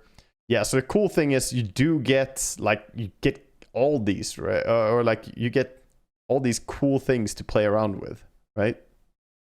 But you don't get to have super strong levels. Yeah. Kinda sad. No increased AoE on this, and yeah, interesting. Anyway, let's read this again. No longer provides bonus attack range to invoke its control units. Yeah. Aghanim Scepter Twister spawn interval increased from 300 to 400. Aghanim Scepter Twister damage rescaled from 120 to 50 times 10 plus 10. 50 plus 10 times Wex. Okay. So that's quite a bit stronger once you get a few points in your Wex. Aghanim Scepter Twister duration changed from 4 seconds to 3 seconds plus 0.2 times your quas. Wow. And finally, yeah, Aghanim Scepter Cataclysm cooldown increased from 75 to 90. Ooh, looks like they're trying to get you to play Wex and quas now. Wex also gives you attack speed per instance. Exhort attack damage per instance increased from 1 to 19 to 2 to 20. Freeze damage increased by 20. Okay. Sunstrike damage is decreased from 150 plus 50 times exhort to 125 plus 50 times exhort. Okay. Bit weaker Sunstrikes. Bit weaker. The damage... Jesus, am I not done reading about the ice wall? The damage per second interval is now based on an individual unit gaining the debuff rather than an interval for the entire wall. As a result, the first damage instance is now applied instantly. Okay. Fair enough, fair enough. Wall width now supports the AoE bonuses again. Big. Literally big. IO removed the Sightseer innate ability, the Watcher thing. Wellspring, new innate ability passive can't be leveled up. Consumable items and item abilities that restore health and mana over time affects IO twice as fast. Total amount of restored health or mana remains the same. This applies to Healing Salves, Tangle's Clarity Bottle, Urn of Shadows, Spirit Vessel, Polywog Charm, and Mana Draught. Usually Clarity restores 150 mana over 25 seconds, but he gets 150 mana for 12.5 seconds. So he eats faster. Interesting. So this is big for Urn. Urn IO is way stronger now than before. If you just want to earn yourself and keep your frontliner alive, spam that shit on yourself, you consume it quicker and should be able to do more with it. Yeah. Also, just carrying a casual salve is going to be pretty big in fights. Item Scepter movement slow is increased by 10%. Wow. The mid-wisps are going to be annoying again. Really annoying, actually. Fuck this. Not a big fan of that, but okay. Liquid Frost, bonus damage from 12 to 30 to 8 to 32. Yep, laning stage 2 strong. Macropyre, the Linger is down by 1 second, and the Aghanim Scepter no longer increases the flame width. Fair. Juggernaut, does Jugger get any love? Let's see. Damage tick per damage tick interval is no longer based on his attack speed and has been changed to 5 ticks per second. Damage rescaled from 40 to 55 per tick to 80. Just when I was experimenting a little bit with the fucking attack speed builds, I was looking around in demo. Okay. This does mean that it's going to be way stronger in laning stage. It's going to be a whole lot nicer. You're stealing the dog? Enjoy. Bye, dog. Yeah, this means that it's going to be stronger in lane, and you don't have to go for the Mask of Madness build to try and make your Blade Fury somehow work. 170 damage per second. It's back to its former glory, baby. Juggernaut laning stage with a near 1000 damage Blade Fury coming at you. Quite big DPS. And then you have Blade Fury DPS instead of Blade Fury cooldown. Let's fucking go. Spin to win Juggernaut is here. Now the spin crit build is going to be the build on Juggernaut. Yeah, this is going to be big. 3 seconds cooldown on Blade Fury or 90 DPS. Easy fucking choice, dude. Easy choice. You can have a 260 damage Blade Fury that you can then crit on if you take the crit facet. Yeah, Radiance Juggernaut with the spin build, we're going to do it. It's going to happen. Apart from the fact that I'm spamming Kess and shit. We're almost at Kess. I don't want to spoil myself. Recall. Chakra Magic is now only applied to a teleport target, not Keeper himself. Spirit Form, cast range bonus from 125 to 375 to 300. Fair. Okay. Just kind of minor nerfs to Coddle, honestly, but needed. And Kess. Let's see what happened to Kess. What happens to Kess? Okay, so base health regen is increased by 0.5. Base attack speed increased by 10. Big. We take that. Oh, there's so much text. Oh my, it just keeps going. Shadowhawk Facet no longer grants a cooldown reduction. Invis bonus crit decreased from 40 to 100% to 30 to 75. We lose 25% crit. Honestly, we had more crit number than we should have. So, honestly, kind of fine. Now also increase the buff duration from 7, 8, 9 to 8, 9, 10. I'll take it. That's okay. Switch discipline. Katana discipline no longer increases damage by 12%. Katana discipline now increases damage gained from agility by 20%. Oh, edgy. That's a fundamental change in how the hero wants to build. What the fuck? Wait. Okay. Well, I'm not gonna judge until I finish reading. But this doesn't sound great for our damage build, our one-shot build. Sounds really bad. But okay, let's keep reading. Echo Slash, cooldown rescale from 20 to 14 to 21 to 12. Less cooldown, big. Bonus damage, less. Kinda sad. Grappling Claw no longer has lifesteal. What? Mana cost decreased from 50 to 40. Cooldown is also decreased. The cast range decreased. Movement speed is even slower. Slow now lasts fixed time instead of travel time. Sure. And Kasura Katana no longer applies heal health regen reduction. Wow, more damage per second though. I like that. That's fun. But rescaled, duration rescaled to be 7 seconds. Total damage increased. Okay, so we have a little bit more damage now. You can see the numbers here from 72 to 77. Fair. Now as a reworked active component as a default part of the ability, Kes impales the target, landing an attack on it and setting its movement speed and turn rate to 0 for 0.6 seconds. The target also takes 50% of current Kasura Katana bleed as... So you have this as an innate part of it? Cast range 200, mana cost 50, okay. This stack and proc modifier similar. Yeah, it's literally just a shard, okay. But it doesn't stun now, it's just a lower.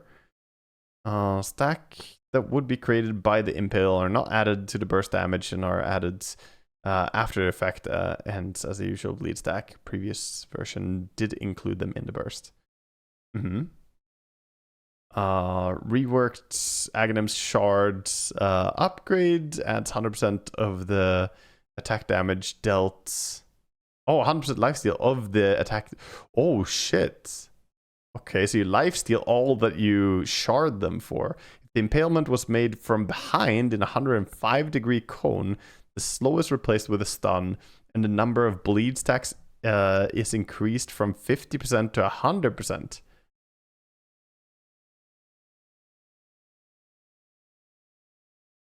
I see.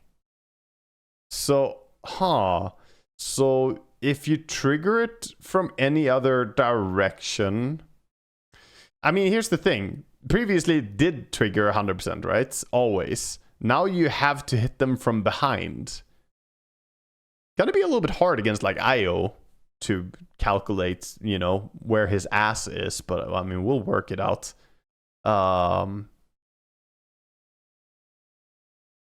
Yeah, sure. Interesting. So you get more, you get more. Yeah, we're Ricky now. He is Rickying. Raptor Dance 1 second channeling was replaced with a 1 second cast time. Still cannot be cancelled by Kes. It means that it won't go on cooldown if the cast is interrupted. Oh my, it's affected by Kayayasha as well. Oh my. It won't go on cooldown if it's cancelled, but dude, it was so frustrating to play and have some random stun that wasn't even intended for me cancel my fucking ulti because it's cancelable for whatever reason by literally anything. But now we can just recast that shit, baby. You stun me? Okay, I'm still Raptor dancing. Let's go. Big for the boys. Strike count is increased from 2 to 4 to always 4. Base damage from 75 to 30 to 90. Okay. Interesting. So stronger overall still. Max health as damage decreased from 4 to 3%. Total max health as damage rescaled from 8 to 12, 16 to 12. Always. And lifesteal against illusions now has 80% penalty, similar to lifesteal, Creep's lifesteal penalty. It just keeps going, man. There's so much text on Kes. Falcon Rush also provides slow resistance during the buff. Secondary attacks damage decreased from 100% to 45 to 75%. Rush range is no longer increased by AoE bonuses. Cooldown. Yuck. This seems so weak. 45% damage rush? What? What am I supposed to do with this? So I have no lifesteal on the W, and the fucking Q has no damage. Or isn't our lane impossible now, though? Echo Slash is weaker, Grappling Claw has no lifesteal, Falcon Rush doesn't do any damage. It sounds like we're gonna have literally no way to lane. We'll see how that's gonna work out. Charge only needs to be done from behind if you want the lifesteal as always. If you want to stun, the lifesteal is always, as I read it. No, it's not about that. It's from behind.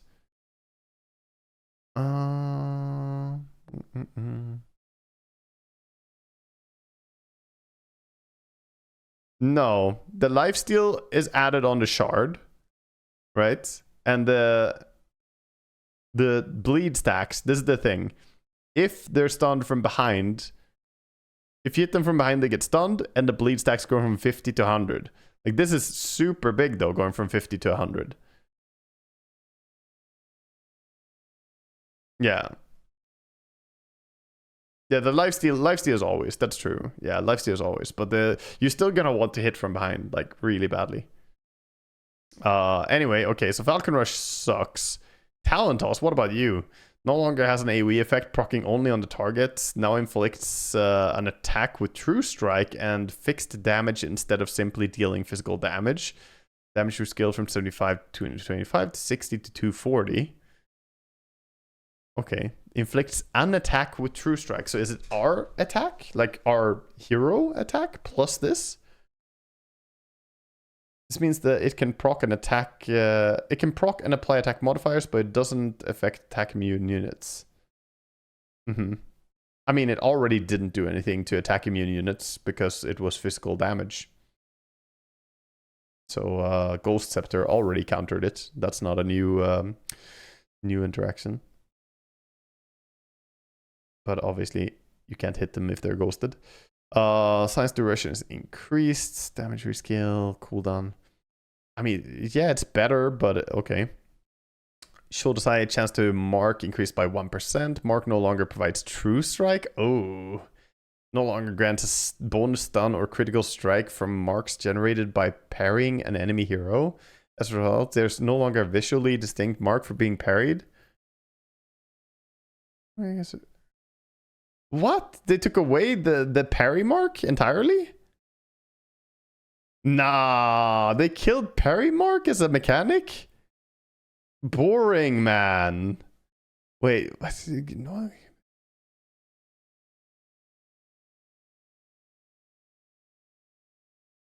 So, wow, you can never get the 1 second stun.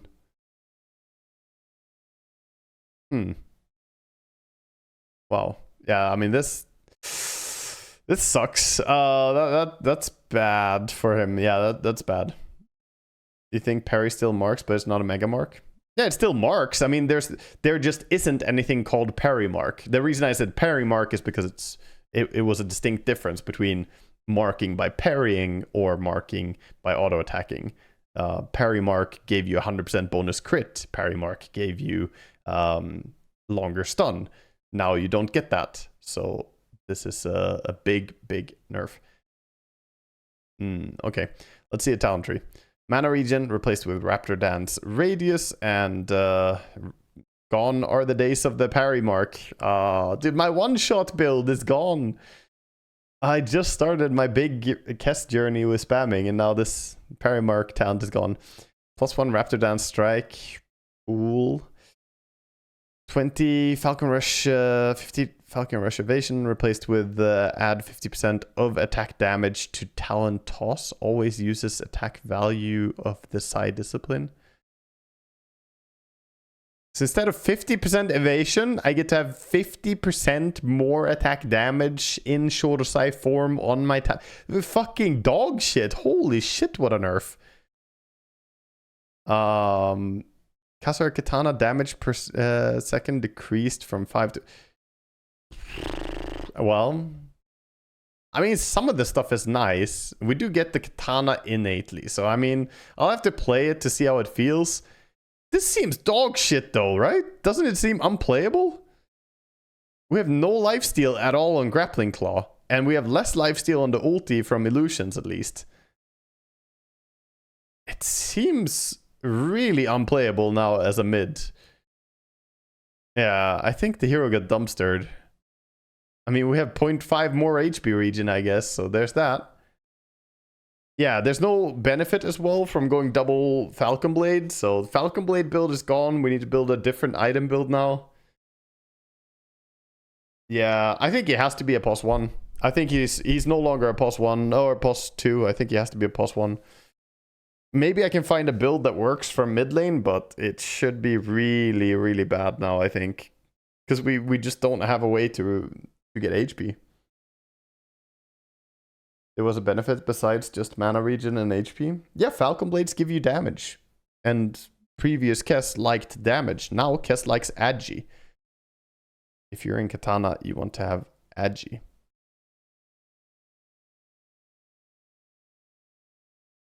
Get Morbid instead of second Falcon.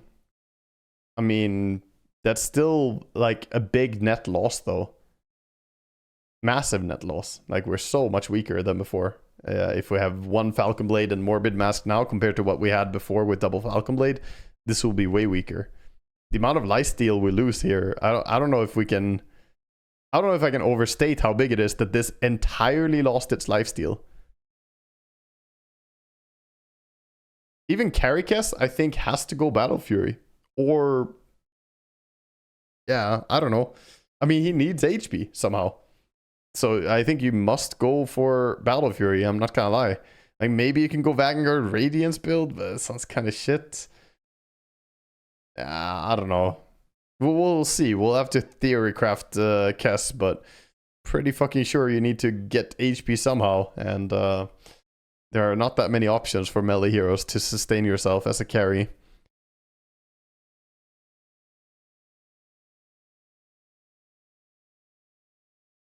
Yeah. Oh, interesting anyway. Interesting changes. A lot to experiment with there. Rock Blossom, X marker spot upon return. Now always applies Ghost Ship Admiral buff to Kunkka himself. Okay. Pretty good. Pretty good, I guess. Legion Commander, outfight them. Now levels up with Duel instead of increasing blah, blah, blah, by 50%. Now increases health restoration by up to 60%. Okay. Now applies when attacking enemy heroes that are equal or higher level than you instead of only higher level enemies. Fair. I mean, this is a really big buff actually. That it now works on even leveled heroes, not just enemy heroes that are higher level, is a significant buff. It means the innate is going to be useful in so many scenarios it previously wasn't. And you don't rely on being behind, which is kind of weird. That seems good. Chronoptic Nourishment. No longer improves with Pulse Nova level. Damages mana restore. We scaled from 14 to 35 to not always 25%. It's a lot of mana early on, dude. Might be good. Item Shard, additional casts decrease from 3 to 2. Meh. Lich gets a remove on Frostbound facet. Okay, that one is gone. Instead, we have Evil Eye. The Sinister Gaze. Sinister Gaze applies Evil Eye debuff that will deal additional 10 to 25 damage every time Lich deals magic damage to the target. And amplifies received movement slows by 50%. Evil Eye debuff duration lingers up to 2 times the elapsed Sinister Gaze channel duration. Abilities and items that do not proc certain other abilities, Blood Grenade, Radiance, etc., do not trigger additional magic damage. Okay. Fair enough, I guess. Fair enough. So no Radiance Lich. Damn it. Damn it. We almost had it. The Radiance Lich. He was right around the corner. So we pull someone and they take extra damage when we pull them. And then that lingers for twice as long as we did pull them. It doesn't sound bad. Yeah, Dagon should work. I mean, it's just 25 extra damage. But yeah. We'll deal 25 extra damage every time that you deal magic damage. Yeah, so yeah, you can have a 25 more damage Dagon. Not super duper strong if you ask me, but okay. Since the gaze mattering per second from 15 to 20, no longer has extended duration on creeps. I honestly don't really understand what the point of this facet is that much, but maybe it's super interesting. Pull and then Q doubles the slow from Q as well. That's true, yeah. The slow increase. Yeah. It doesn't double the slow, right? It amplifies received movement slow by 50%. So the slow that... It's times 1.5. Yeah. So it's not double and slow, but yeah, if you pull someone and then Nova them, they're going to be very, very slow at least. Yeah, seems kind of nice, I guess. I guess Frost Shield is going to do a lot of damage every time it procs as well. Yeah, maybe it's really good. Maybe it's really good. You could probably go for like a max shield Sinister Gaze, only 1 point Nova, and deal quite a bit of damage and be very tanky as well. Now the orb lingers for 2 seconds if there are no current targets to bounce to. The orb will bounce to a new target if one becomes available within linger duration. Bounces can now damage and slow Roshan. Previously only Roshan affected Roshan if he was the cast target. Wow, you can go for Rosh again. Liches. Liches get Rosh. And Ice Spire hits to kill is decreased by 1. Fair enough. Base strength down by 2 on Lifestealer. Damage over time debuff is now undispellable from the Gore Storm. Beasts heal from target's health. Lowered some nerfs to Lifestealer. Creep HP loss per second decreased from 210 to 1.5. Okay. So this is a bit of a buff. But these are some nerfs for Lifestealer, and he gets a little bit less strength. A little bit weaker. Combustion overheat damage increased from 10 to 70 to 15 to 75. And Laguna damage from 5 to 900, 5 to 1000. Sure. I mean, very minor changes to Lina. I don't think they matter much, but 100 more damage on max level ulti. It's so late though. 50 more damage on level 12 is also like, really doesn't do that much. Combustion is going to add a little bit extra, of course, on top of that, but I'm not sure how much that is going to feel like. Very small. Finger Death cooldown decreased from 140 to 40, 130 to 40. Iron Scepter cooldown from 80 to 20 to 90 to... Oh, yeah. 30-second cooldown with Aghanim Scepter? Gone are the days of the meme lion, dude. I say... Gem of True Sight's passive True Sight now works when carried by the Spirit Bear. Big change for Lone Druid. I mean, I guess that's a patch note right there. You can now buy Gem. Spirit Wolf's bonus health per wolf increased from 60 to 225 to 60 to 240. Wolf Bite can now be used on allied creep heroes. Oh, the fucking golem is coming in, boys. Watch out, watch out, watch out. What is that coming in? It's the fucking Visage Bird. He's been bit by the lichen. Oh no, he's a melee fucking bird. He's gonna bite you. Yes, creep heroes, boys. Arcwarrior clone. Well, Arc clone was already a hero, not a creep hero. Because it's a clone. Clones are actual heroes. It's more that you can now bite like the wolf, the bear from Lone Druid. You can bite the golem. You can bite a bunch of things. No, Spiderites are not hero units. Also, Spiderites don't exist anymore. There's only Spiderlings. There's no separation. Spiders are all the same. And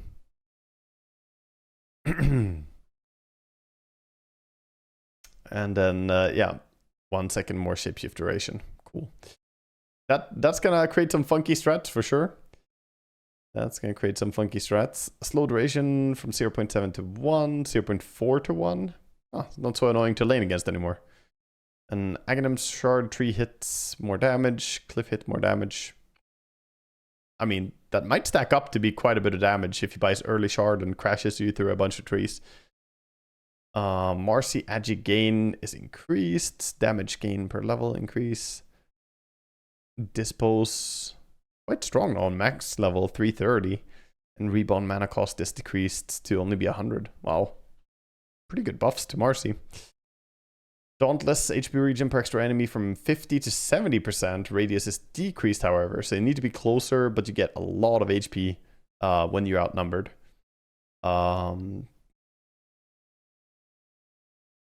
Interesting. The radius also decreasing kind of helps you, because a smaller radius means that you have less chance of catching your allies in that AoE. So when you blink in, you get a bunch of HP regen. Level 10 Dauntless regen per enemy is also doubled. Wow. You can get a fuck ton of HP regen on this boy. Mystic Snake, base damage is decreased from 90 to 270, 90 to 240. Mana gain rescaled 15% always. Gorgon's Grasp from 40 to 100, 65 to 125. Mana cost from... That's it? That's all we get on Medusa? Huh? I mean, I guess the damage decrease is pretty big, so, you know, like, she's not gonna deal as much, but item buffs hurt Dusa, no? No. I mean, she's, if anything, she wants the AoE increase item. The tier 4 item is amazing on Medusa. I guess, yeah, there were some nerfs, true. Yeah, they did nerf the hammer, and Atos is also nerfed. Yeah, fair enough. Fair enough. And Radiance also technically nerfed, so her entire build is nerfed, now that you mention it. I mean, I still think it's pretty damn strong, even with these changes. We'll see. We'll see. Meepo base armor decreased by 1. Clone stats increased by 5%. Pretty good for Meepo, actually. Losing base armor isn't really that bad. Leaps and bounds route duration increased from 1.1 to 2 to 1.5 to 2.25. Removed the Wukong's Faithful. Now we have Changing of the Guard. Wukong's command. While it's active, Monkey King gains a Changing of the Guard ability, which allows him to transform into any one of his soldiers. Upon cast, Monkey King takes the place of the soldier closest to the target location and leaves another one in his stead. While transfigured, Monkey King is indistinguishable from other soldiers and invulnerable, but can't issue any commands. Cast point 0.3 seconds and mana cost 25 and cooldown 3 seconds. Changing of the Guard appears in place of Wukong's command and starts on a 0.5 second cooldown. After casting it, can't be cast while rooted and can't target soldiers created by Aghanim Scepter. Monkey King disjoints projectiles upon transformation. Possessed soldier has a small ring around it, which is only visible to Monkey King and his allies. When the effect is over, Monkey King becomes his usual self, leaving the overtaken soldier's position empty. Okay. So for 1.5 seconds, he becomes a different clone, spawns a new one, or like he becomes one of the soldiers, spawns a new soldier where he was, and then the soldier they turned into disappears after the 1.5 seconds. Interesting. And Primal Spring cast range decreased from 200 less. Yeah, it's a little blink in the ring, exactly. Jingle Master counter duration decreased from 7 to 10 seconds to 5.5 to 10 seconds. I mean, yeah, fuck laning Monkey King, dude. Less duration on the Jingu, I'm all for it. Morphling, one of the absolute strongest heroes of the patch. Strength gain decreased from 3.2 to 2.6. Base mana regen is now 0. Shift rate is also nerfed on low levels, so you kind of have to level it if you want to shift. Morph replicate sub ability cooldown increased from 1 to 2 seconds cooldown. Wow. And then the Agi also nerfed. Quite a few nerfs to the Morphling. Quite a few nerfs. Remove the Ofrenda facet. The feeder facet is gone, boys.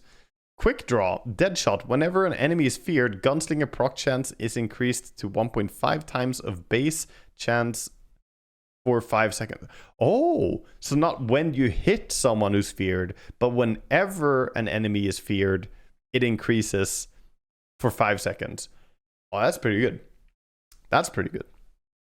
Gunslinger, each time it procs, the remaining Deadshot cooldown is... What? Excuse me? That does not sound okay at all. Okay, we're quickly gonna... Yeah, the difference is that this, like, yeah, it's like Dawnbreaker, except this is super easy to proc. I don't think you understand how easy it is to proc this thing. You know? Hand it over. Prepare yourselves for the main event. In just Go.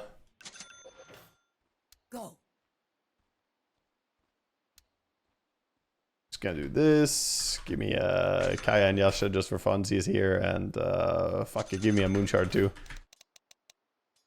I'm there. Orale.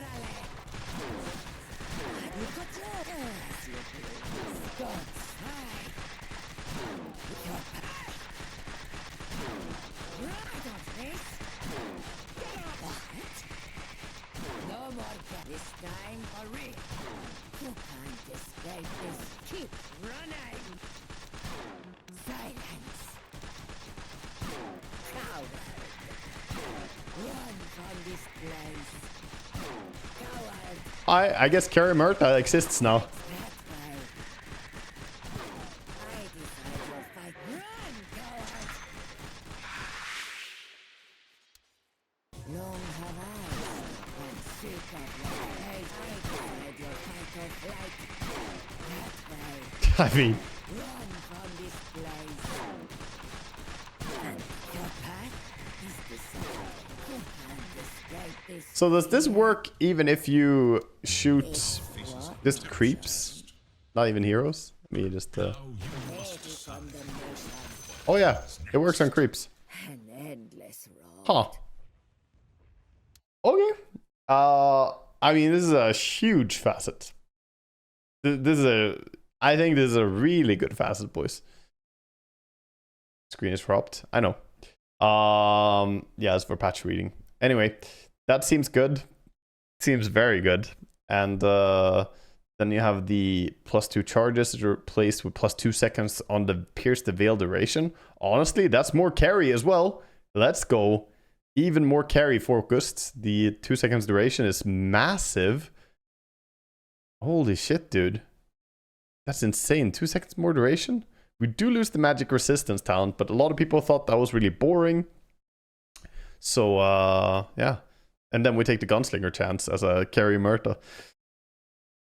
Yeah, I mean, 10 seconds duration ulti with obviously your dead shots increasing your gunslinger and your gunslinger increasing your dead shot.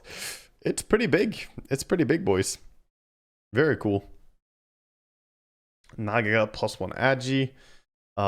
Deluge no longer reduces the enemy status rest. Damage is increased and movement speed is decreased. Okay. Aghanim Scepter also applies break to the targets. Sure. Sure. We have a break source for Naga Siren. Cooldown. I mean, that's pretty big having a break. Cooldown is lower as well on early levels, and Ensnare applies break. Yeah, instead of the 25, exactly. Now you can buy it and get it early, and now you get 25 agi. I mean, kinda uninspired talents on level 25, either 25 agi or -10 seconds cooldown on mirror image. Like, if you carry Naga, you want both those things, and none of them feel like you're gonna go probably the agi, but you kind of want the CD. It's kind of weird. Remove the Ironwood Treant Facet. Let's fucking go, dude. He's dead. They took the fucking Treants out back and shot them. Let's go. -20 attack speed or attack range as well. Soothing Saplings have healing mechanic reworked. Now enchants all trees in 120 area around the sprout. In each enchanted tree emits a 175 healing radius aura. No longer heals buildings. Heal per second increased from 10 to 40 to 14 to 50. Okay, so he's a giga healer on this. 15 talent plus 100 teleport duration replaced with the heals per... Okay, big healer. Nature's Prophet.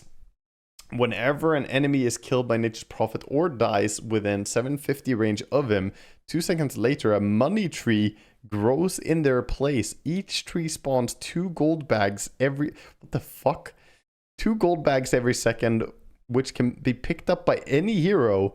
Each gold bag grants gold equal to 1.5 times of the killed hero's level. Each money tree has a lifespan of 3 seconds. Gold bags are created in 250 radius of the tree and disappear after 15 seconds of laying on the ground.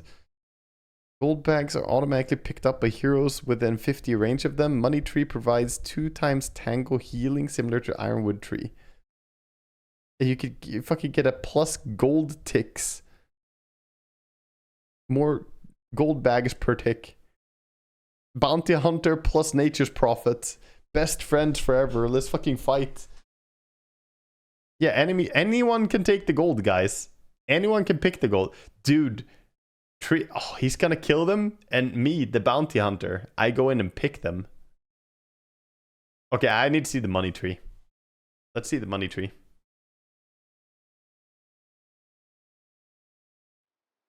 I speak for the trees. So we have an enemy.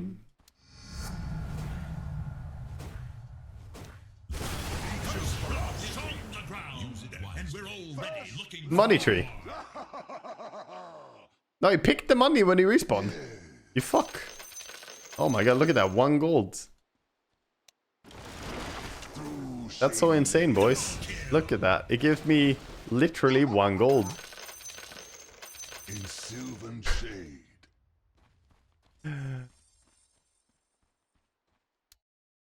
Amazing. Amazing. So we took away the feeder facet, but now we have fucking nature's prophet giving money. At least he has to kill someone to give money. It's only if an enemy hero is killed or dies. Yeah. So it's not griefy. Yeah, it scales with the enemy levels. I mean, it seems like it won't give much at all to begin with, but 1.5 times of their levels, you know, once they get up there to level 10, it's 15 gold per thing. They drop 2 of them, and it spawns, you know, 6 of them, right? So, yeah, sure, it does turn into a bit of gold, I guess. It's kind of weird. It's kind of weird. Oh, it's a lot of weird. Sprout damage is decreased from 70 to 250 or 280 to 70 to 265, and barrier is slightly nerfed on low levels. Cool. Sadist mana regen per kill increased from 3 to 7.5 to 3 to 8. Heal from pulse increased on low levels. Reaper Scythe replaced with Ghost Rod cooldown. Meh. I like my Reaper Scythe range, but okay. So 5 now also increases move slow, increases attack slow, sure. Less strength though. Next sense gets bigger. Fight Carapace lower cooldown, low levels, kind of whatever. Ogre is stronger now. Big damage. And slow is always 25%. So level 1 Ogre is quite a bit stronger than before. 2 more strength and 5% more slow than previously. Hammer Purity mana cost decreased from 30 to 45 to 0. Now briefly slows the target's movement speed by 75% for 0.2 seconds. And also increases the attack range. Whoa. Holy buff, dude. Yeah, let's fix the mana cost to just 0. Also give it a slow and also give you attack range. Holy fuck. What a buff. Well, the Hammer of Purity might actually be a good ability again. That might be a pretty busted ability. That is crazy. It's so much better than before now, at least. Wow, 5 more attack range for Oracle. I don't know what to do with all this attack range. I wonder what prompted someone to say, you know what Oracle needs? 5 more attack range. Like, he already has 620 range, but he should have 5 more. I guess he's outranging people real good now. If only he did any damage with his autos. They'll add up, dude. Also foretells which power rune will spawn. Big, so not just saying what he did see. Pressing Alt will now display which rune will spawn and a timer before it spawns. Big. And cast range is also kind of nerfed, I guess. I mean, it's better on low levels, but realistically, you want that 800 really. Mana decreased by 50. Current mana's movement speed is nerfed as well. Multiplier is also down. Just nerfs to OD. Shield crash on the double jump. 5% more. 10 more shield crash barrier. PA gets a lot of text. Blur is an innate ability that improves with coup de grace level. No longer dispelled when near enemy outpost, watchers, or base buildings. So 2B is going to be excited about that one. Other than towers and ancients, of course. Now dispelled when attacking Roshan or enemy barracks. Now upgraded with Aghanim Shard. Decreases cooldown from 60 to 45 to 50 to 35. Anytime Phantom Assassin gets a kill, her abilities cooldown advance 60% of their max cooldown values. Okay. Material is now a basic ability. Bonus evasion changed from 20 plus 1% per hero level to 20, 30, 40, 50. Wow. We're back to like old PA. Interesting. Interesting. So this is an innate, and this is a basic ability now. PA doesn't have an innate. She does. She has this. She has blur. But previously she had immaterial. Yeah, the reset is now on the shard, not scepter.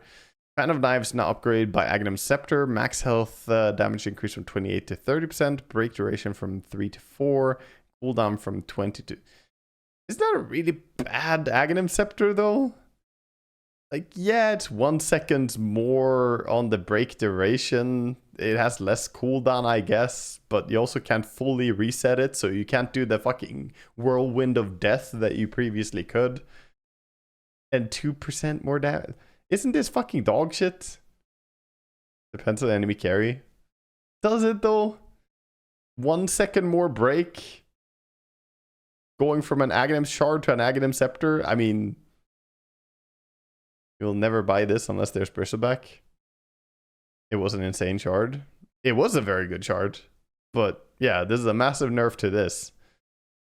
I just wonder how much you care. I mean, this is kind of nice shard, I guess. Yeah. It's good.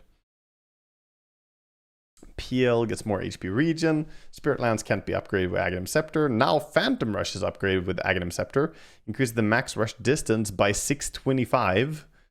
Whenever Phantom Lancer rushes through enemies, he creates juxtaposed illusions that attack them. We just fucking A-trains straight through them? Oh, very cool, very cool. Phantom Rush range replaced with 15% Spirit Lance illusion damage. Okay. So you just fucking rush through them and boom, that's illusions attacking. It's dog shit. It does sound dog shit. I'm not saying it's good, but the range... 625 more range on your max rush distance. Doesn't that mean you can just attack people whenever the fuck you want?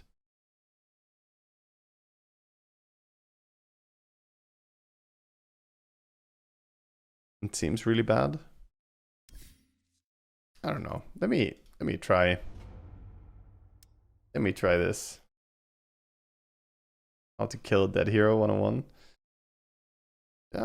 I mean, I want to see. Doesn't this just mean that we can reach people super far away? We will. Normally, we gotta run up here, right? We charge from here. Our lance is ready. Now we charge from so far away. Look at that shit. As ordered. Isn't this super nice? You fucking charge from all the way over there. Plus, it does seem like we're automatically spawning one illusion, even though I don't really run through him. Rush through him. Yeah, let me see. I mean, you don't really need to go through him. You just gotta run up on him. Look, I spawned it there even. It has a very forgiving AoE on it. You have to commit. I mean, yeah, but you can commit. Like, dude, you see anyone within this range and you can rush them? That's fucking insane, dude. Look at that. That also means you can run away in that distance, you know? It's like, oh, I want to run away. Yum. Oh, what's that? I want to go over to the fucking Rubik over there. Yum. Without delay. This is big, boys. Oh, I want to spawn fucking illusions everywhere. Just rush through the creep wave and then keep running. Fucking Spirit Lancer Breaker. No, I think this Aghanims is good. I think it's good because you just go, like, you can. It's very hard to juke him now. Very, very hard to juke him. It's just a skill issue. Like, you gotta realize who you can attack and where you can go. This seems really good to me. Guess Rush Rain tight for this. True. Max damage your heal is increased by 10 on hotspots. Talent, Supernova stun duration 0.1, whatever. Curveball now also makes Orb deal 5% of its damage every 0.5 seconds in its damage radius. Aha, so if you, yeah, if you spin it and make it kind of last and turn. Ah, okay. Okay, they're tempting us to take this now because it has more damage. Yeah, you park it on stuff and it does damage. Okay. That might actually be kind of good. I don't know how good this is though, 5%, but... It also means that anyone who took damage from it, but then goes on top of it again, will get their blink daggers continuously cancelled all the time. Yeah, I mean, it's kind of good. Definitely worth experimenting with if you play Puck. It's 30 damage per second when maxed. That's not irrelevant. That's pretty decent, honestly. As a bonus damage. That's pretty good. Aghanim Scepter instead of... Yeah, that's bait. That's whatever. Spell amp per tower destroyed is up by 0.25. And the Cryptify cast range is higher on low levels than before. Bondage is buffed. Returning spell damage is increased from 15% to 20%. And Shadow Strike movement slow from 20 to 65 to 25 to 55. A little bit weak slow now compared to before on the max level, but buffing the bondage. I've been a big fan of the Queen bondage. It's been good.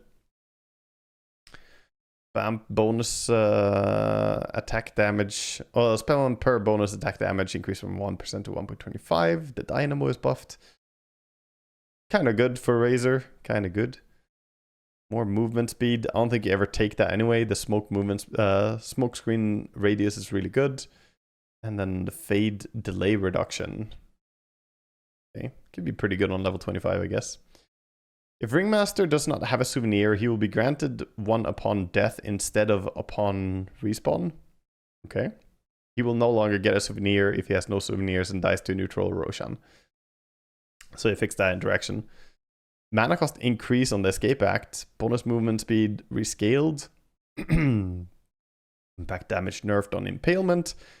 Illusion, max health loss. Yeah, he doesn't counter Illusion. He was super hard anymore. And Impalement Arts damage talents. Ooh. Very tempting to take the Impalement Arts, but it's just 75 impact damage. It's tempting to take that and go for an Aghanim Scepter build. Overall, a nerf to Ringmaster for sure, but you do have more damage to the impact here. You know, with this talent and offsetting this, you have 50 more damage than before. There could be some value to doing it. What does upon death instead of spawn even do? Means that when you die, you get it, instead of when you spawn, you get it. It's just what it sounds like. Previously, you got it when you respawned. It makes no functional difference. And we have cooldown telekinesis decreased from 24 to 15, 23 to 14. Big. Certain spells that are toggleable and do not have health or mana cost are no longer stealable. Mars Bulwark is not stealable anymore. Medusa Split Shot is not stealable. Murta Gunslinger is not stealable. Whoa! Wow, that's a big buff to spell steal.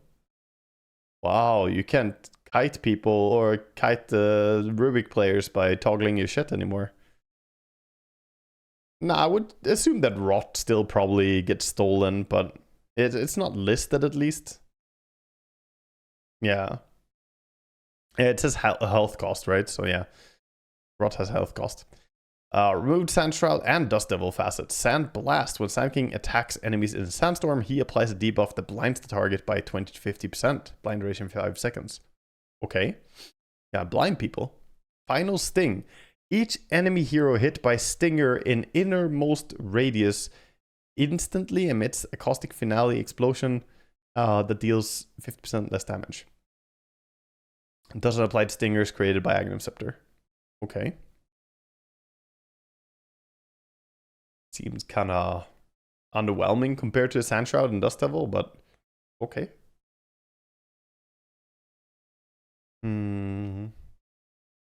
Dying's max health is damage decreased. Radius increased on Sandstorm up to 650. Once again, grants invisibility by default. Oh, so you do have... Okay, you have the invis by default. And Stinger radius rescaled. Lower radius bonus damage is also lower. I wonder how good Sand King is going to be with these, but it doesn't sound very good. Not gonna lie, sounds pretty underwhelming, but I could be completely wrong. Damage and per stack of Menace is up by 0.5%. Menace is really annoying. I think we're gonna see a Shadow Demon meta, honestly. Like, I know this doesn't look like much, but he can apply this with his illusions. If he makes illusions of himself with his disruption, every single auto attack applies this. And they stack and they last for 8 seconds and they reset the entire duration if you get a single hit. So it's pretty strong. I think Shadow Demon is going to be very, very good with this.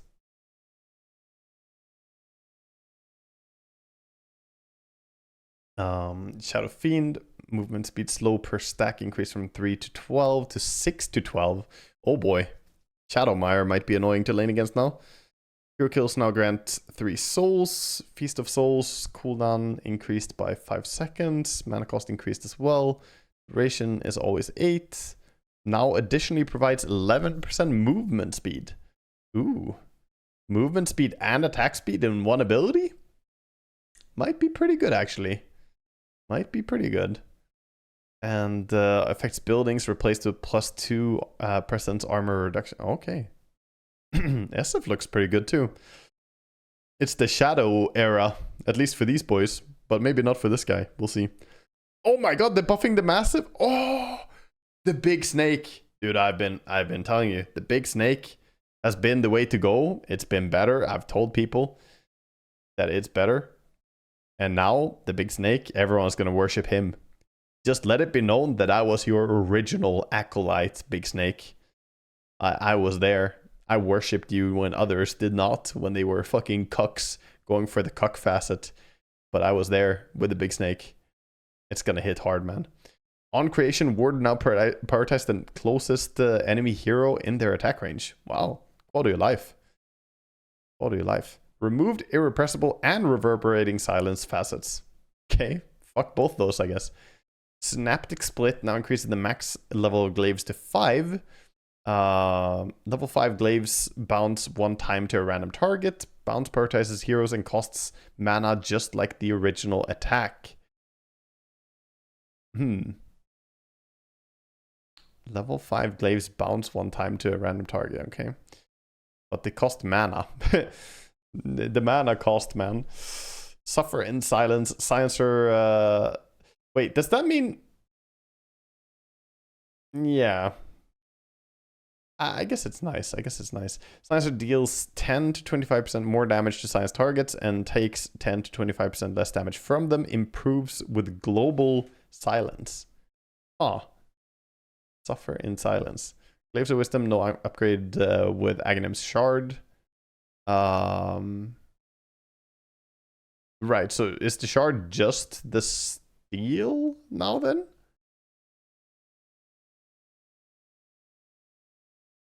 It's just the steel, I guess. That means you can never have the 80-second duration Glaives of Wisdom. Dude, that's a massive hidden nerf here. I mean, I say hidden, it's not really hidden, but the old Shard, didn't it give like plus 50-second duration to your Glaives? And now it's just 35-second duration no matter what. So, yeah. That seems pretty rough. Oh, wait, they have it here. Never mind. It's always the next fucking thing, dude. Glaives bounce instead of Glaives wisdom. Okay. I mean, fair enough. And get with a talent. Fair enough. Yeah, seems pretty good. Maybe right-click silencer can be played now with the synaptic split. And this one just seems generally amazing. Dealing more damage. I mean, that with refresher agonyms sounds pretty good, to be honest. Could also be good to just go this and be a carry or, you know, some form of core and silence people and fight. Who knows? Either sounds pretty good, but this obviously has the farming route, so definitely gonna be the easier to play. But yeah, obviously the reverberating silence was completely busted. I do believe that either of these are gonna be overall harder to execute and more skill based than reverberating. Reverberating was fucking stupid, and yeah, fuck that.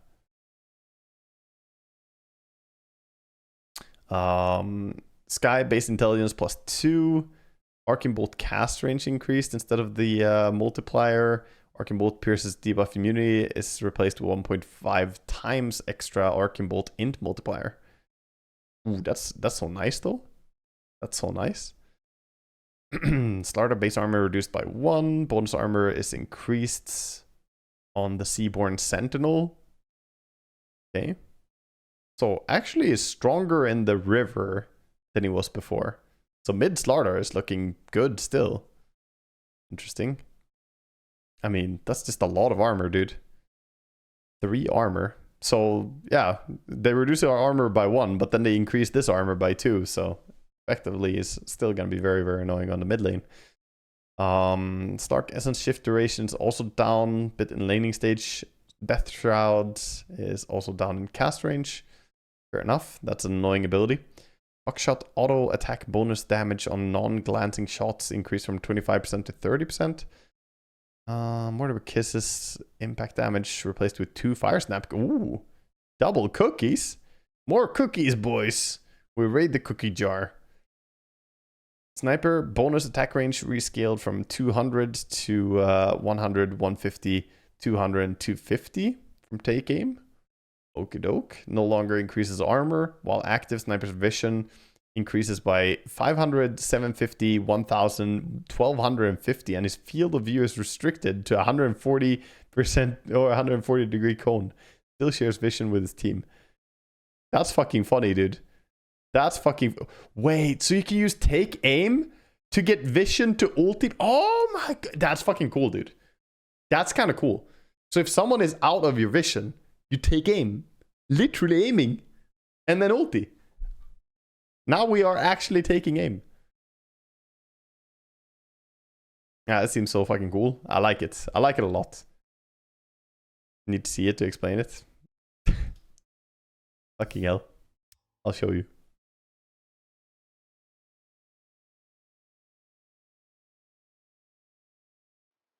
Sniper. Alright. Get rid of the towers. Give me levels. Alright. Look here. We can see them over wherever. Here. Good duration. I can see over there, you know? If we have an enemy. Oh, he's right behind me. Support. Oops. Okay. Let's turn off all vision. Kind of ruins.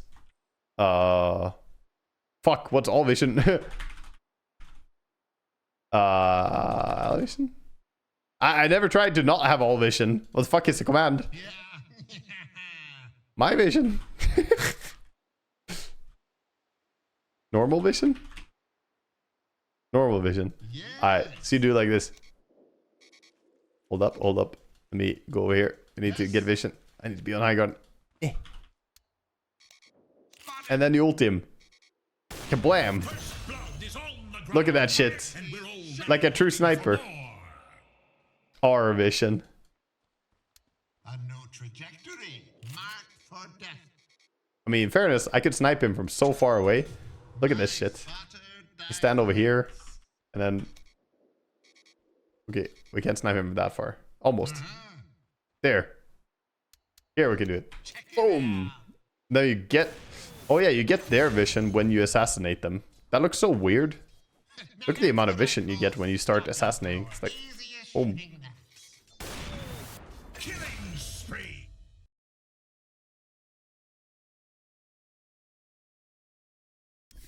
It's so bad you want to 20 armor back. Fuck your 20 armor. It's such a boring fucking piece of shit mechanic. Also makes no sense the sniper would have like 50 fucking armor. Why is he the biggest tank in the game? So yeah, fuck that. Desolate radius decreased. Nice. Shadow step duration rescaled from 5 to 7 to 6 seconds. Haunt decreased from 7 to 6. Okay. I mean, small buffs. Small buffs. Small buffs, I guess. Planar pocket ability reworked. Now is a unit targeted ability. Bathroom gains 75% magic resistance and distorts reality around the selected hero, making any unit targeted ability spells cast by enemy heroes on the targets to get redirected towards Spirit Breaker. Can be cast on both ally and enemy heroes, but only spells cast by enemy of Spirit Breaker will be redirected. Wait, so you can get their buffs? Oh, interesting. So if you put this, you can steal Grave, dude. Imagine you're killing someone and Dazzle is like, it's okay, I'll save you. And Spirit Breaker is like, yeah, save me. Save me. You fucking steal the Oracle ulti. That's fucking hilarious, man. I would tell there's the only exception that will ignore this effect. Redirected spells are not considered as reflected. If Spirit Breaker is under effect of Lotus Orb, Echo Shell, etc., they will... Redirected spells... Wait, what? Will be reflected. Oh. What the fuck? So you can steal the Oracle ulti, but be like, hey bro, you got it for yourself. Oh, so you can be in fog. Here we go. This is the play. In Fog of War, be sneaky Spirit Breaker. Steal the Oracle ulti, but have Lotus Orb on yourself. Make it look like Oracle ulted himself, so his carry reports him, so that you win the game. The absolute fucking genius strat.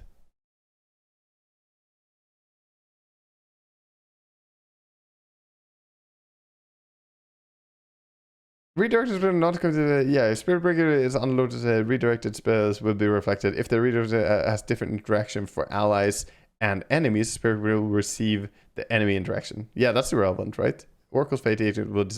Yeah, it doesn't matter. Yeah, that doesn't matter. Yeah, you can still do exactly what I said. That's fucking awesome, dude. Yeah, go out there. You know what to do, chat. Go out there, get some Oracle players reported. You know what to do. Honestly, what you need to do... This ability has 700 cast range. You're gonna need some cast range neutral item here. Maybe an Ether Lens on your Spirit Breaker. Very good item. And then a Smoke. So that you can stay in smoke to not be detected while you do this. You gotta stay out of that smoke break range for a perfect simulation of Oracle graving himself or ulting himself. Because you gotta sell it, right? It's all about the cinema. You really need to do it. Obviously, you need your Lotus Orb as well, because otherwise, you know, he's just gonna go like, why didn't you ult me? And Oracle just goes, look, it's on cooldown. You know, but you need Oracle to ulti himself. Well, technically, you're gonna be ulting him with the Lotus Orb, but still, that's amazing. I haven't tested if it actually works that way, but I mean, it should work that way from what I'm reading here. If you're under effect of Lotus Orb, redirected spells will be reflected. So yeah, it should work. Let's try it. Let's try it. This is my fucking magnum opus here of this patch. So let's see if our report the Oracle player strat works. So we need to have an Oracle. Get this fucker in here. We need to have a carry with very, very bad mental game. Someone who quick to report his teammates. I have no hesitation for who that's gonna be.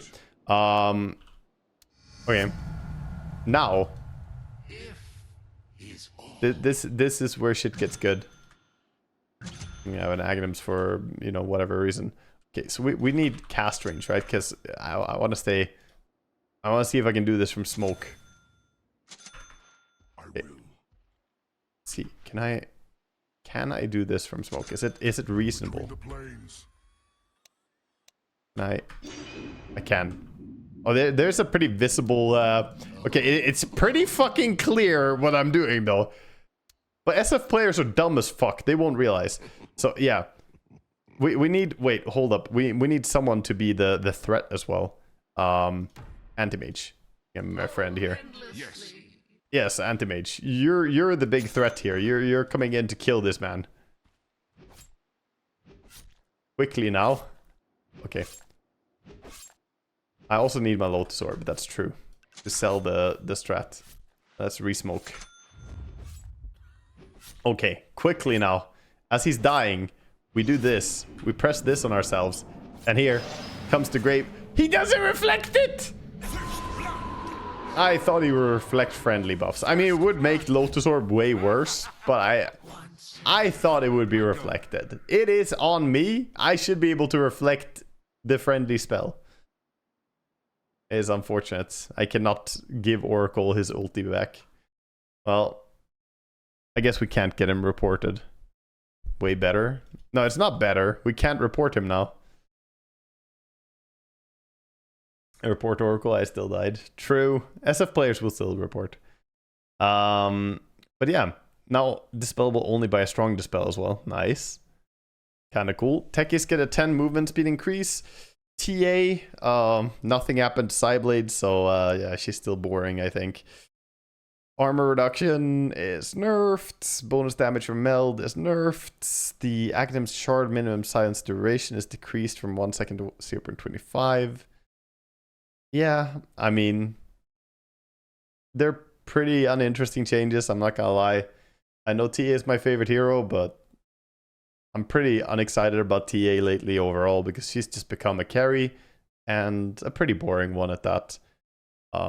Please, Ice Frog, please Valve, bring back mid TA. Please bring back skilled TA.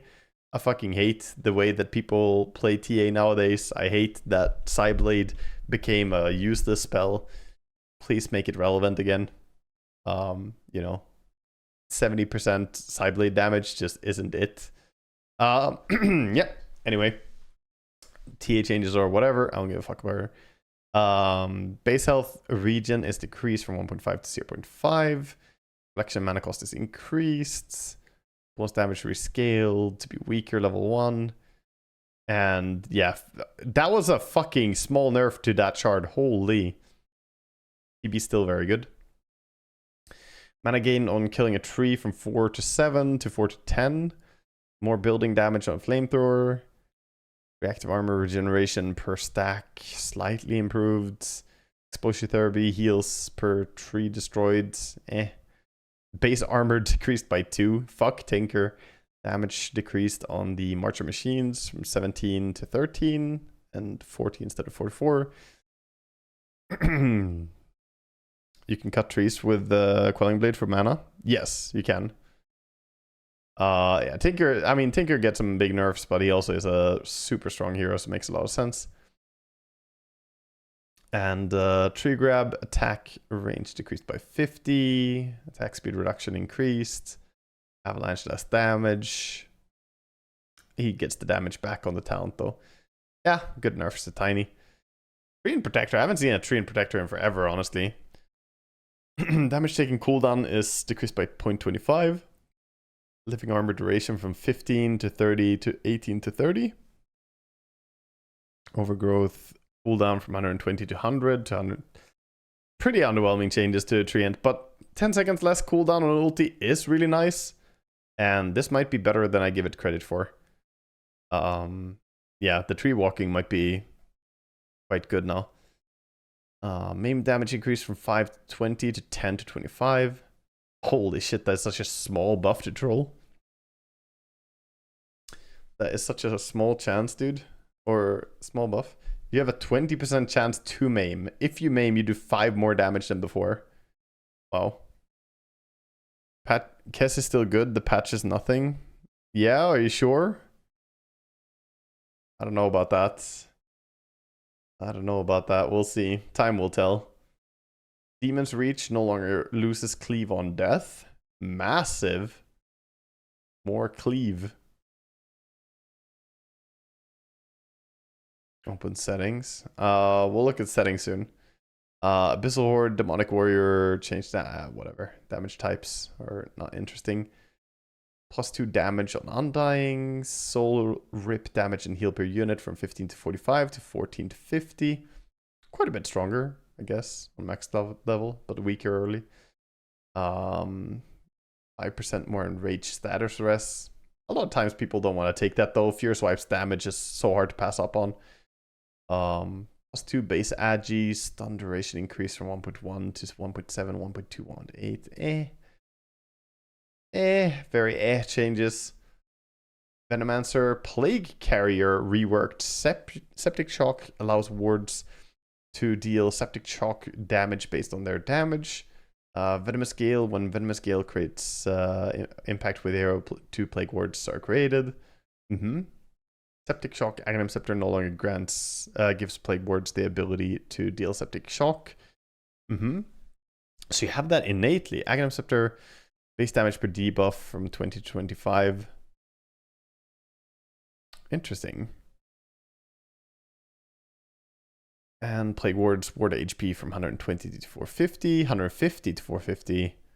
And Gold Bounty from 15 to 10. They're actually buffing Veno? Interesting. Poison attack, mana cost from 24 to 22. Attack speed slow from 80 to 160, 100 to 180. Pretty uninteresting Viper changes, but more attack speed slow at least. Mana cost reduction is going to be nice for him. 5 more armor for the cloak. Good stuff. Void Spirit, +2 agi. Intrinsic Edge. The tooltip now shows the current values of health regen, armor, mana regen, magic resistance gained from the ability. Cool. Ether Remnants. Damage increase from 85 to 235. 5 more damage. Aghanim Shard rework creates an additional Watcher path that rotates around the Remnant, providing true sight in 475 radius. The Remnant no longer triggers on creeps. I don't know. It sounds kind of weird. Damage increase from 60 to 195 to 60 to 210. These very minor damage increases though. I don't know. Doesn't sound amazing. None of it sounds that fucking cool. Warlock no longer applies Fog of War Fatal Bonds. That's fucking weird. Shouldn't ever have applied to enemies in Fog of War, in my opinion, but yeah. Shadow Word effect radius decreased from 300 to 25. Good. Good. Tangled Wind Ranger bonus damage per hero increased from 12 to 36 to 40. Okay. Sure. 40 bonus damage. That's a lot of damage. The level 1 shackle, 40 bonus damage. You get like 3-4 hits in? Okay. I'm on board with that. That's honestly gonna deal a lot of damage. If you can get a hero shackle, of course.